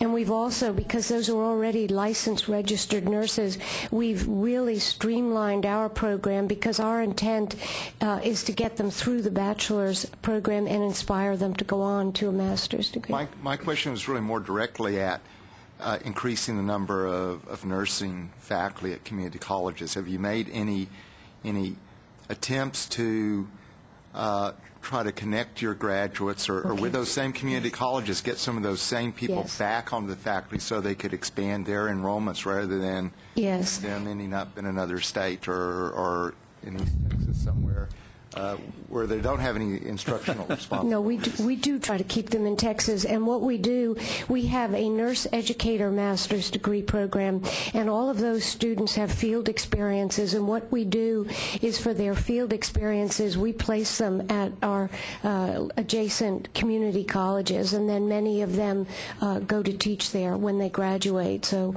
we are connected to them in that way. I don't know if that's getting at what you said, but we feel a very strong commitment to our community college colleagues. So that sounds good. But since you're making the point that we need more faculty, have you thought about expanding what you're already doing, but to your DNP students? Yes, we have. Yes, that's one of the. We have integrated into our curriculum some electives, which students would be able to take our education courses and either obtain a certificate in nursing education, or they could, if they wanted to, even do a postmaster's in nursing education too. I think the reason behind the questioning is that because the way that this is written and the way that this is presented is this DNP prepares the readiness to build more education level teachers. And I think that that's what, if I may interject right there, I think that's what Mr. Gardner was trying to get at is if the idea and the reasoning behind the program is to develop these people that are educating, what are we doing to make sure that they're educating and that they're not going out into the field? How are we giving them incentives? How are we working with community colleges? How are we working with other master's programs to make sure that these people do the education and don't go off and go into the field and practice? Well, we encourage them really to do both, because when they graduate, they want to practice, and they must practice in order to remain certified as advanced practice nurses. So we think that the blend of those two roles, the faculty role and the clinician role, is ideal, because then they're always bringing new, relevant, realistic knowledge to the students that they're teaching in the classroom. And I would say I think I answered your question to the extent that I can, that we are very cognizant of our responsibility to the community colleges. So we do connect with them in every way that we possibly can. And I assure you they would say that of UTMB. Other questions? Yeah, I did. So there's a master's in nursing education? Yes. And that person could be on faculty at what institutions? Community colleges, on the BSN level?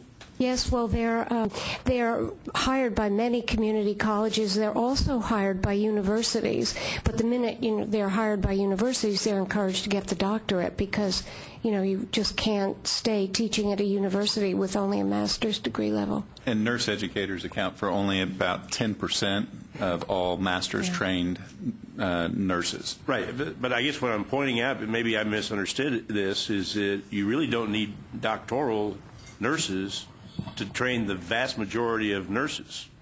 This Master's of Nursing Education will suffice. Why aren't we putting our focus on that if we need nurse educators? Well, we are putting a focus on that, but it's not that appealing to people. That's a program for which we recognize a need, but there's not a great demand because when people graduate with bachelor's degrees and want to go on to the master's degree level, the vast majority of them either want to be nurse practitioners or nurse anesthetists, and we're always trying to encourage them to become nurse educators. And the reason that we're offering it now is a part of what we're doing with the DNP program is to try to encourage people to do that.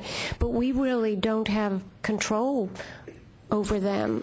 Just as in baseball, they're free agents and they select what they choose to select. And I think you're illustrating exactly my concern about the DNP program. Here we've invented programs like ANP, CRNA, which have robbed us of our best nurses that should become nurse educators so that they can supposedly plus up where we've been deficient in physicians, instead of solving the physician problem with physicians and physician assistants and letting nurses go on to become nurse educators so we have enough nurses. I know you think that, Dr. I know that. No, I mean, and I have great concern about this DNP program nationwide because Texas has taken a different tact. We're not talking about a program where you're going to take BSN students and make them a DNP. We're talking about people who are now fully able and qualified, have a master's degree to go work in rural East Texas or work alongside me in my operating room. And the reason that you're having trouble recruiting is because I'm recruiting against you. And the most of them want to go work with specialists and be in those type of integrated healthcare delivery type systems in many cases rather than being out on an island by themselves. And that's the big problem.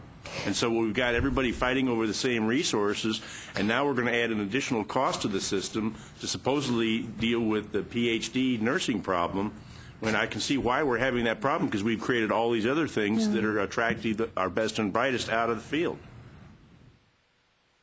Could I make a comment, please? Part of what I saw, I'd say 20 years ago, I was chairman of the Board of Trustees at Panola College, and we started an ADN program there as a result of the shortage in just practicing nurses. And we had a real difficult time, and the biggest problem we had getting that program off the ground was attracting qualified nurse educators. And you used the word a while ago, free agent. The problem is that we could not hire a nurse educator at the same faculty scale and expect them to come out of nursing practice and come into education and take a $30,000 to $40,000 reduction in pay. So we had to actually increase our faculty pay scale for nurses, for which we took a lot of criticism from the English teachers and from the biology teachers and the chemistry teachers, who said, I don't understand why you're paying these nurses $20,000, $25,000 more than us, and we've been out here 30 years, and these guys just show up, and you're going to pay them more than what we're making. But that's what the market demanded. It was a question of whether we were going to have a nursing ADN program and help address the shortage, so when people get, old folks and poor folks get sick, that we've got a nurse that can take care of them. So I chaired the board at that time, and we held our ground. And my response was that if you want to make $30,000 more than you're making now, then go get your nursing credentials, and we'll pay you that. So, it's kind of a supply and demand situation, because in order to entice nurses out of private nursing practice or bedside nursing, you've got to get the pay scale up enough that you can move them into that bedside nursing into the educational environment where they can teach. And so that was the dilemma we faced, and we had to raise our faculty pay scale for the nursing program. We had to pay them more money. We took a lot of criticism from our faculty, but it was a matter of whether we were going to have a program or not. And we had a severe shortage and still continue to have a severe shortage of just your average RN nurse in East Texas. Every one of our students get placed. They go to college, they graduate, they get a job. I know a lot of students that go to college, get a degree, and they look for jobs for 2 years. I've got a friend that's been out 2 years, and she's still looking for a job. Where she should have gone into nursing, she should have had a job waiting for her. And I know everybody can't be a nurse, but the point I'm making is that it's a supply and demand. There's a shortage, and you have to pay what it takes to play. Mm-hmm. That's what we learned. And we've got a good program there, an outstanding program. And we're doing our part at a community college level to address that shortage in terms of educating bedside nurses that do a good job. Well, there are many programs in Texas for whom their principal mission is to educate bedside nurses, and at UTMB, our principal mission is to educate the next generation of nursing faculty. So our students, from the time they join us as undergraduate students, are encouraged to pursue a path that will lead to becoming faculty. I will make one other comment. At University of Houston, Victoria, we did exactly the opposite. We set up a program at UH Victoria and worked in conjunction with Victoria College, who had an ADN program, and we articulated those ADN students into our BSN program. And then before I left that Board of Regents, we set up a master's program because the whole intent of that program was to increase the number of nurse educators, because the State Board of Nursing Examiners requires a 10-to-1 ratio. You've got to have a master's degree level nurse to teach 10 students. Am I wrong? No, you're correct. Yeah, and that drives up the cost. I've never have totally agreed with that, because I think it drives up the cost of nursing education, particularly for real small institutions like Panola College. You know, it costs us a lot of money, and our local taxpayers have to supplement that program. I don't know, $300,000 or $400,000 a year to keep it going. But because of the requirements placed on it by the State Board of Nursing Examiners. But when you've got to have one master's degree nurse for every 10 students, we've got a lot more students that want in the program. We don't have the nursing faculty to teach them. Qualified students. I'm not talking about students that are non-qualified. I'm talking about students that are well qualified, that want to become nurses, and we have to turn them down because we don't have the faculty instruction. And that's in Panola County. Anything else, Dennis? That's it. Thank you. Any other comments, questions? Yes, sir. How many institutions nationwide are offering this DNP program? I think right now it's about 220. And in Texas, as Commissioner Stevenson mentioned, it's University of Texas Health Science Center in Houston, University of Texas at Arlington, University of Texas in El Paso, and Texas Tech in Lubbock. Thank you. Can I clarify that?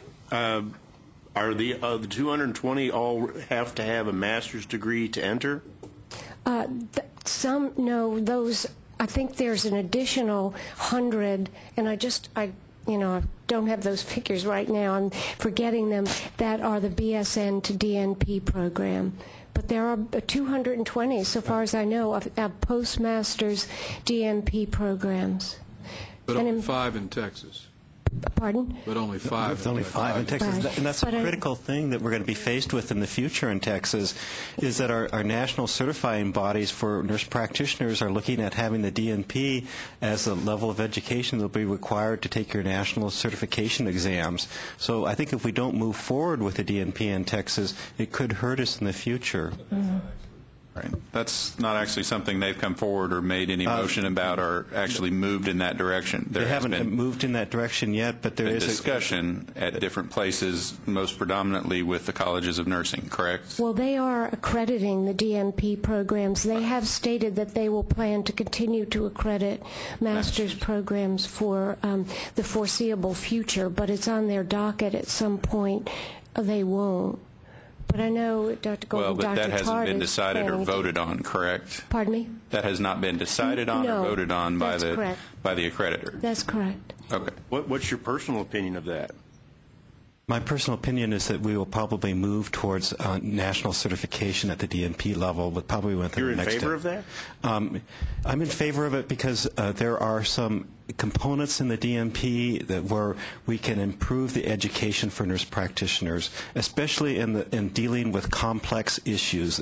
Today, 10 and 15 years ago, type 2 diabetes used to be nothing like it is today. It's a very, very complex issue. We need to spend more time in the chronic care issues in our education pieces for nurse practitioners so that when they go out into some of these rural communities and some of these more isolated areas, that they can really take care of these complex issues. So you would be in favor of not certifying the master's level nurses practitioners in the future? I would be in favor of that if, with the national trend that is going on, as more and more schools are accepting the DNP as the ultimate degree for the nurse practitioner. But at this time, you have no data that shows that the service and the care provided by a master's trained nurse practitioner is lower than the service and care provided by a DNP. Is that correct? That's correct, I would say. So I'm sorry if I seem confused again. Mm-hmm. Is it your own personal opinion that we should abolish the master's level program and go completely to a DNP program? Not at this point, because we are at a transition point. But I do foresee it within the next 10 to 20 years that most programs for nurse practitioner programs will be at the DNP level, just as they are for the doctorate level in some of the allied health fields and for pharmacists. I think the jury's out on those. There's been a lot of money thrown at these things to get a D put on a PT or something else, and there's not a shred of evidence that we're seeing that says it's worth the additional training. And really, I mean, you're almost, I think, at the point where you're saying that the master's level nurse practitioner is not qualified.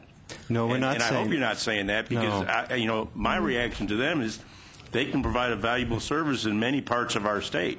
So I would hate for our national certifying body to adopt a policy you have to have a DNP to become certified. And I think that's bad public policy. I think you've been on the nursing board. I certainly would hope that the Texas nurses would stand up and say, don't do that.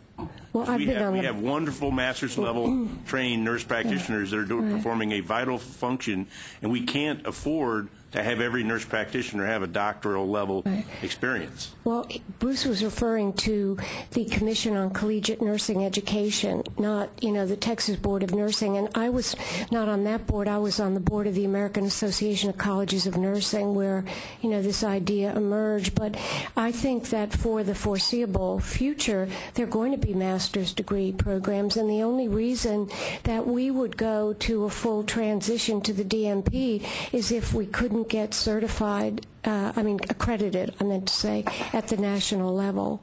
But I already agreed at UTMB that with the medical school, that I would continue to produce master's prepared nurse practitioners. So I don't think I think you were just expressing what the national viewpoint is and what the National Organization of Nurse Practitioner Faculties are putting forward. But whether that'll ever come to fruition, I don't know. I mean, in the meantime, our goal is to have a viable DNP program and to continue educating nurses at the master's level if that's the degree they choose. We're actually finding that so many of the nursing applicants who wanted to be prepared at the master's level are saying, well, no, maybe I really want to do the DNP. So I'm thinking that it may happen in that way, but it's not going to happen because we make it impossible for them to get a master's degree. I would just want them to continue to be certified at the master's level. And that my concern is it sounds like there's talk, at least at the national certification level, to not certify master's level nurse practitioners. That's my concern. There has been discussion on that, and what I think is what, like Dr. Watson was trying to explain, that as DNP programs develop and as more practitioners become DNPs, that maybe we'll see that the master's level is probably not going to be the final level for the NP in the future. Mr. Chairman? Yes. It strikes me that in addition to needing to call the question, that this discussion is obviously much broader in scope than any one degree, and it's a worthy discussion. We may want to consider challenging staff and the fact we have new medical expertise. Not only Dr. Tischer, but we also have a nurse case manager who I wish would have been able to participate in this discussion as well, and Janelle Shepard. So we may want to. We've talked about the need to visit all of the healthcare education field between now and the next session in the interim from a lot of different perspectives, and this clearly is one of them. So whether we form a task force to look at the bigger picture of this issue or whatever this committee chooses, I think it bears further study. But at this point, I think it would be appropriate to call the question on this particular degree and then focus on getting the big picture, including measuring that statewide faculty shortage and what the trend on that is. Well, what do you recommend as far as the task force staff and some of the board members, staff? If the committee wants to choose a task force route, I think obviously the medical experts would be the...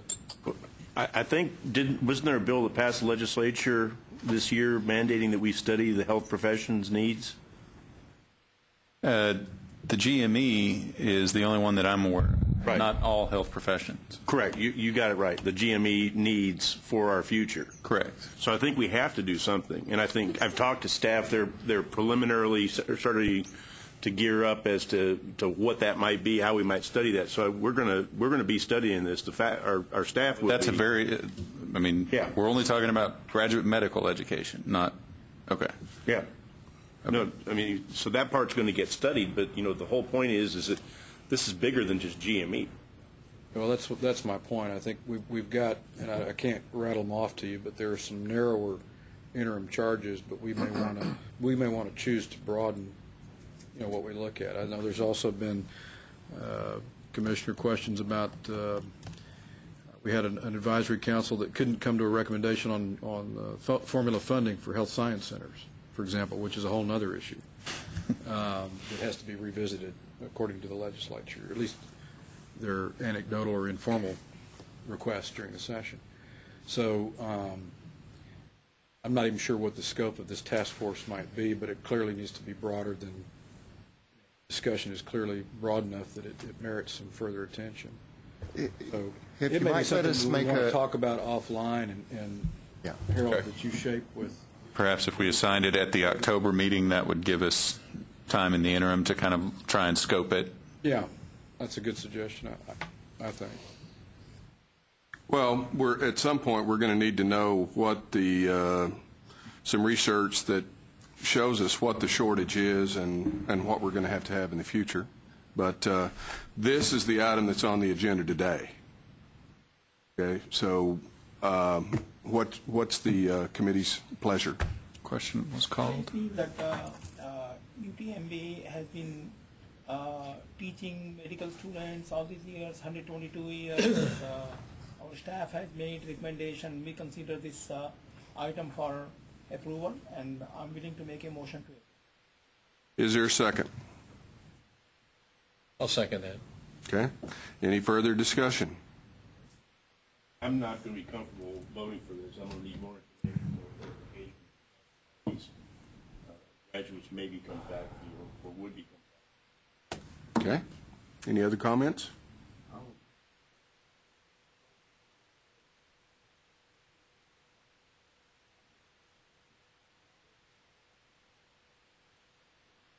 Okay. Any other comments? All right. All those in favor, please say aye. Aye. All those opposed? Oh, goody. You get to break the tie. I move to approve. But we do need information. Yes, sir. Okay. All right.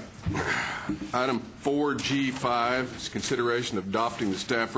Oh, excuse me. Thank you very much. Thank you, Dr. Munson. Thank you.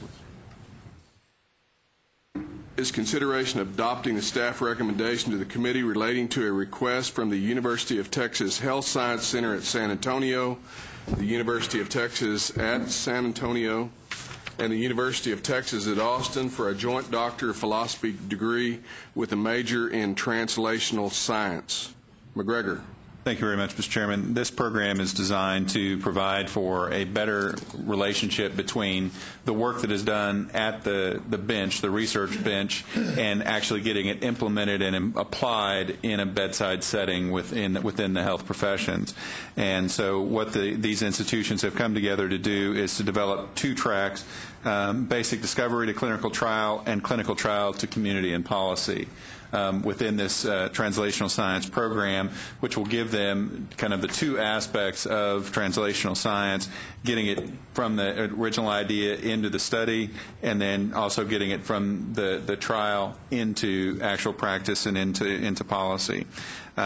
Because of the nature of the program and because it is one that is designed to help not only the practitioners in the field, but is also designed to try and provide a better relationship between science and the field, we feel like this is a very beneficial opportunity. The collaborative nature among the four institutions will be very beneficial in terms of trying to tear down some of the barriers between institutions and to also make sure that we're not overly duplicating programs across multiple institutions. And so we do recommend approval of this program. Questions? So this is not translational, is not translators. Like, what did my wife just say? No, sir. I believe that's more in psychology. Something like that. You know, she could be listening on the... I better move to approve quickly. Is there a second? Second. Any further discussion? If not, all those in favor, please say aye. Aye. Those opposed, same sign. Motion carries. Item 4H was on the consent calendar. Item 4I1, staff has asked us to withdraw at this time. McGregor. Thank you, Mr. Chairman. This American University of the Caribbean, between the time they filed for a certificate of authority and today, they were purchased by DeVry University, and because of the change of governance, our certificate advisory committee, as well as the folks that went on the site review, our professional evaluators, need to have an opportunity to review the documentation from the sale and from the new governance so that we're assured that their financial strength and everything else is as strong as it was when they reviewed it originally. And so we would just ask to withdraw this. We will more than likely be bringing it back to the December SPP and the January board meeting. Very good. Item 4I2 is consideration of adopting the Commissioner's recommendation to the committee relating to a request from Paul Quinn College for a certificate of authority to grant degrees in Texas. McGregor. Thank you, Mr. Chairman. I would ask that the committee table this one until the October board meeting.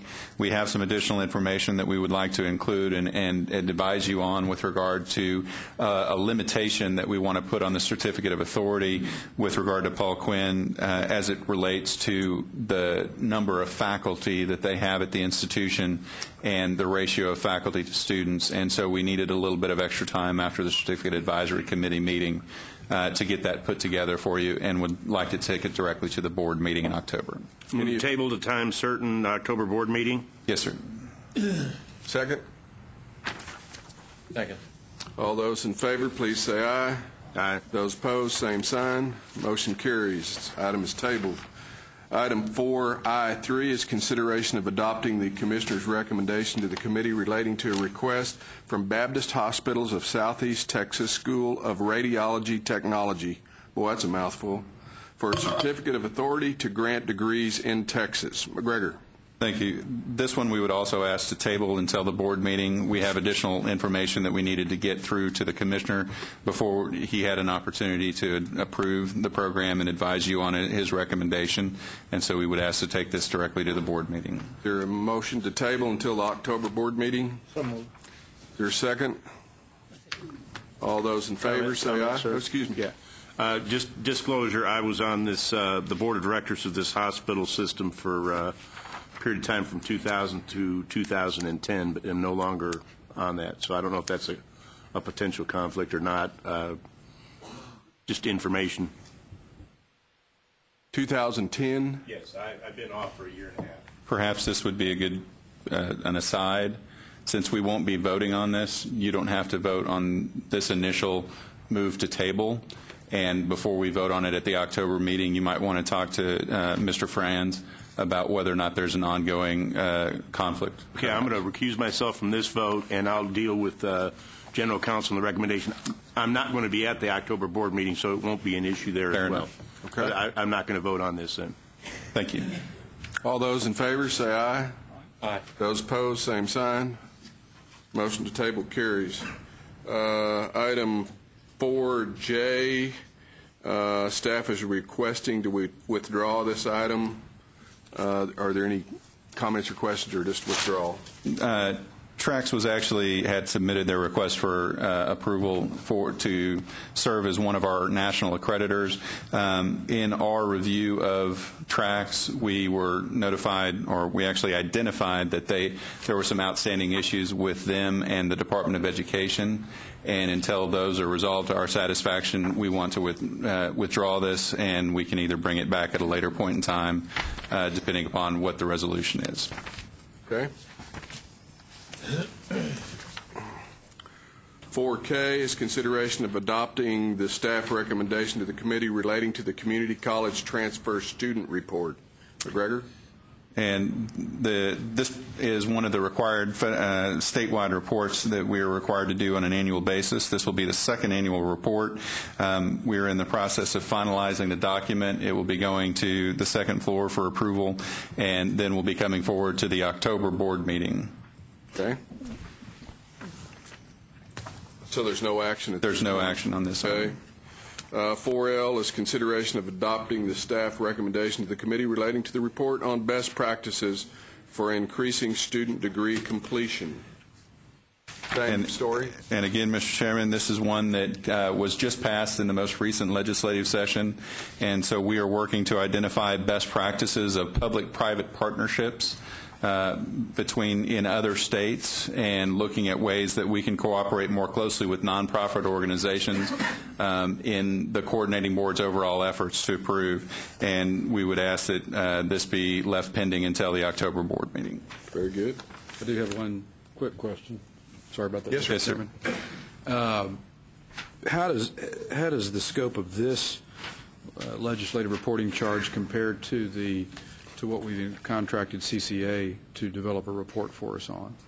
Is this related to or a subset of? It's somewhat related to. This is focused strictly on transfer student. The other one is a little bit broader. So this is strictly transfer students only? College transfer students. Okay. Hers is. Are you looking at? Oh, the transfer, the 55? Oh, we're on L, okay. They overlap considerably. Well, so can we kill two birds with one stone is my question. We will be using the CCA kind of to report and probably fill in some of the other things. We will also be including some of our star awards and some of that kind of thing. So the report that CCA will complete by the end of this month, right, provide kind of a platform or a substantive content for this January 1st. Well, the vote on the 2910 study is looking at best practices that are ongoing across the country. And so it was designed to have us look at public-private partnerships between a very distinct type of organizations, such as the Gates Foundation and Lumina and some of those, and to see what actions they had taken in coordination with specific states to improve best practices. So the work that CCA did ties into it in a lot of ways, but this is looking at the best practices specific to these type of entities. Okay. Is that fair, Susan? Mm-hmm. Okay, so K and L both will be at the October board meeting? Right. Okay, 4M was on the consent calendar. M. 4N, we've already taken care of. And let's see, I believe it's a good thing. Might have been hungry by now. An hour and a half. Okay. Items 401 through 8 are proposed rules. According to the Commissioner, I don't believe any of them are particularly controversial, but I do want to ask the members if there's any of them that you want for individual discussion. Can we pass them as a package? That was kind of the idea. Mr. Chairman, if I may, there are several of these for which the comment period has not ended. Okay. And so they will need to be held over to the board meeting, and that would hold true for item number 401. Which is the core curriculum. And while I appreciate the characterization that it is not controversial, there may be some in the room that might object to that characterization. You just go through and identify which ones don't have the comment period hadn't ended? Identify the ones for which the comment period has not ended. Yes, sir. One has not. Actually, I've got it right here. Well, maybe I don't have it right here. 3 has not. It just ended, so we would need further time to get the comments wrapped up together. 4 has ended. Has ended. Yes, sir. 5 has ended. 6 has ended. Nope. August 29th. Oh, I'm sorry, I skipped somewhere. Sorry. September 26th. 6 has not. 7 has not. 8 has not. 7 and 8 have not, according to my prompter beside me. Okay, so basically, we have what? 2, 4, and 5. 4 and 5 that could be approved.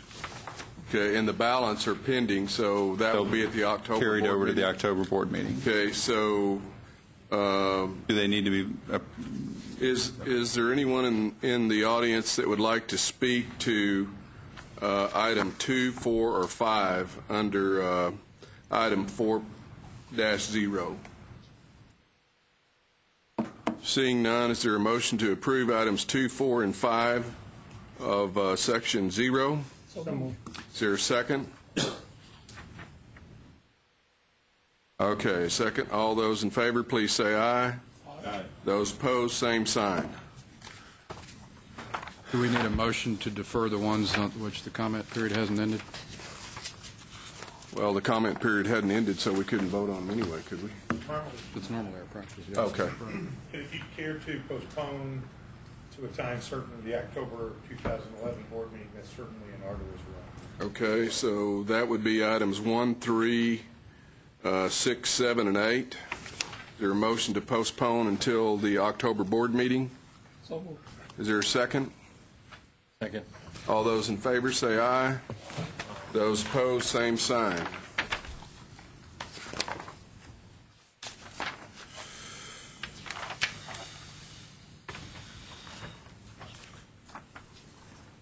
Okay.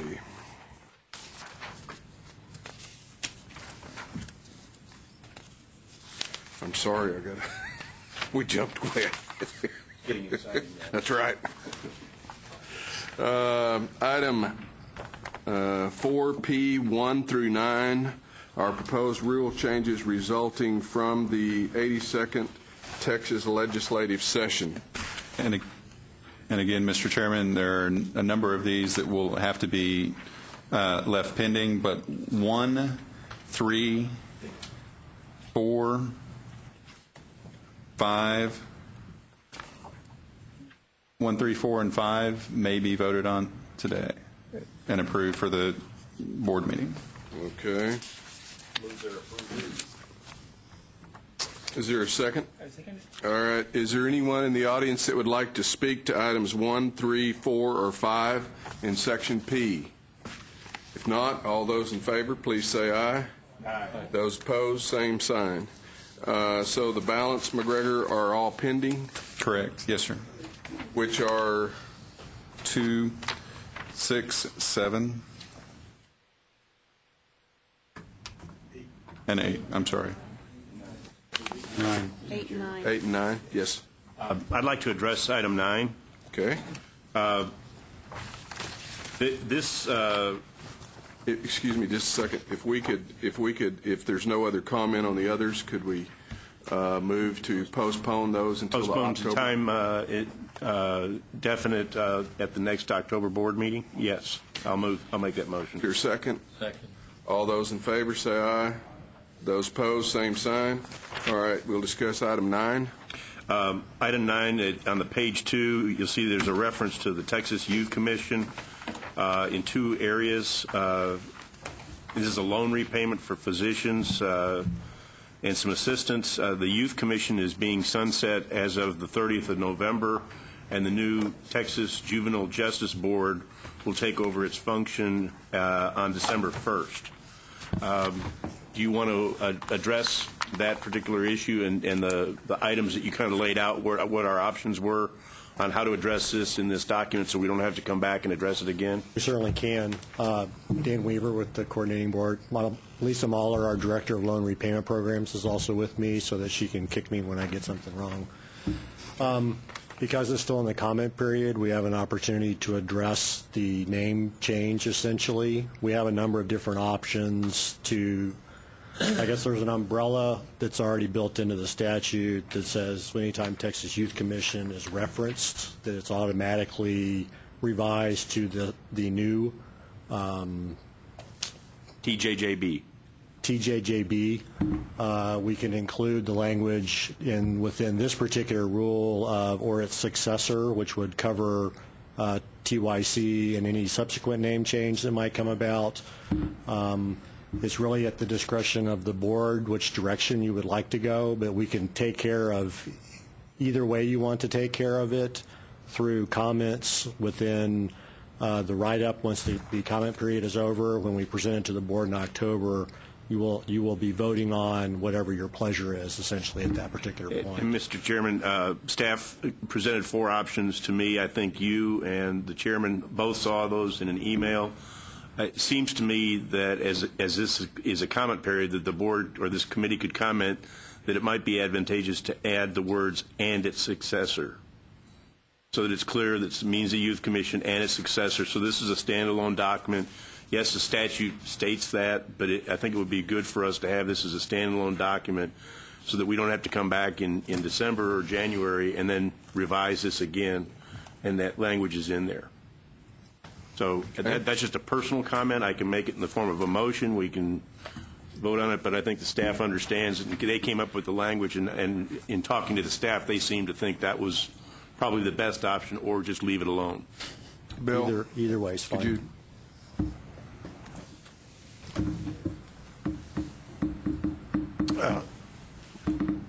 Thank you, Mr. Chairman. And its successor was language that I proposed as one of the alternatives, I guess it was yesterday, when we were discussing this issue. I would also point out to the board that it is likely that in January we will do our quadrennial rule review. It's a statutorily mandated review of all of the rules of the coordinating board. And that would be a good time to clean up, not just in this rule, but in any rule, outdated language or outdated references to agencies that no longer exist or that exist in a somewhat different form. So with both of those in mind, I think "and its successor" works just fine in this rule. Even though the statute does seem to cover it, this is simply another alternative that makes it even more concrete. Is there a motion to that effect? I'll move that recommendation. Is there a second? If there's no other further discussion, all those in favor, please say aye. Aye. Those opposed, same sign. All right. Mr. Chairman, I Yes. move that we postpone it to time certain item number 9 to the October board meeting. Is there a second? As amended. As amended, all those in favor, please say aye. Aye. Those opposed, same sign. Motion carries. Item Q1 is a proposed, or excuse me, Q1 through 3 are proposed rules adopted as emergency rules at the July 2011 board meeting. For Q1 is consideration of adopting the Commissioner's recommendation to the committee relating to the proposed amendments. Well, I'm reading along here. I see that this has to be deferred anyway to the October board meeting.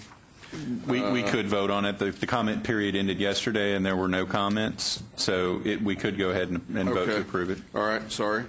Financial Planning, Subchapter E, Section 13.82 of the Board Rules concerning eligible students. If there's no discussion, is there a motion to approve? Second? Second. Yeah. Second. Any further discussion?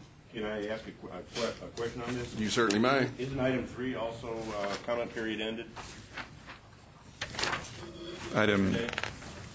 All three of them had comment periods. We did have some comments on number 2, so we're looking at those right now. So you on number 2, you've already recommended approval, though. Number two says no comments were received. Yes. At this point. Not in my book. It just says no comments received, and It says recommended approval. it does say ends on September 19th. So It ended on September 19th, and after this was published, we got a comment. Okay, so the recommendation for approval is in error?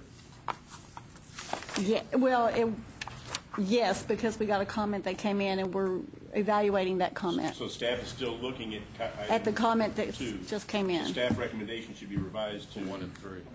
Approve number 3, but hold off on item 2 until staff. Item 3 is not ready because there were several hundred comments. Okay. So only 1 has exceeded the comment period without comment. Without Correct. comment. several hundred? Did you say several hundred? Yes, sir, I did. I was afraid that's what you said. So we should vote for the motion. On item Q1, all those in favor? Aye. Aye. Those opposed, same sign. All right, now, number 2. We have received a comment on that one, so we will be postponing it till we can get it evaluated, and it will go to the October board meeting. Okay, do we need a motion to that effect? Move we postpone to time certain items Q2 and Q3 to the October board meeting. Second. All those in favor say aye. Those opposed, same sign. Back we have lunch? It depends on whether you're on the other committee. We're on item 4R. Is there a motion to? All right. To adjourn. Second. All those in favor, say aye. Those opposed. Thank you very much, ladies and gentlemen. Thank you.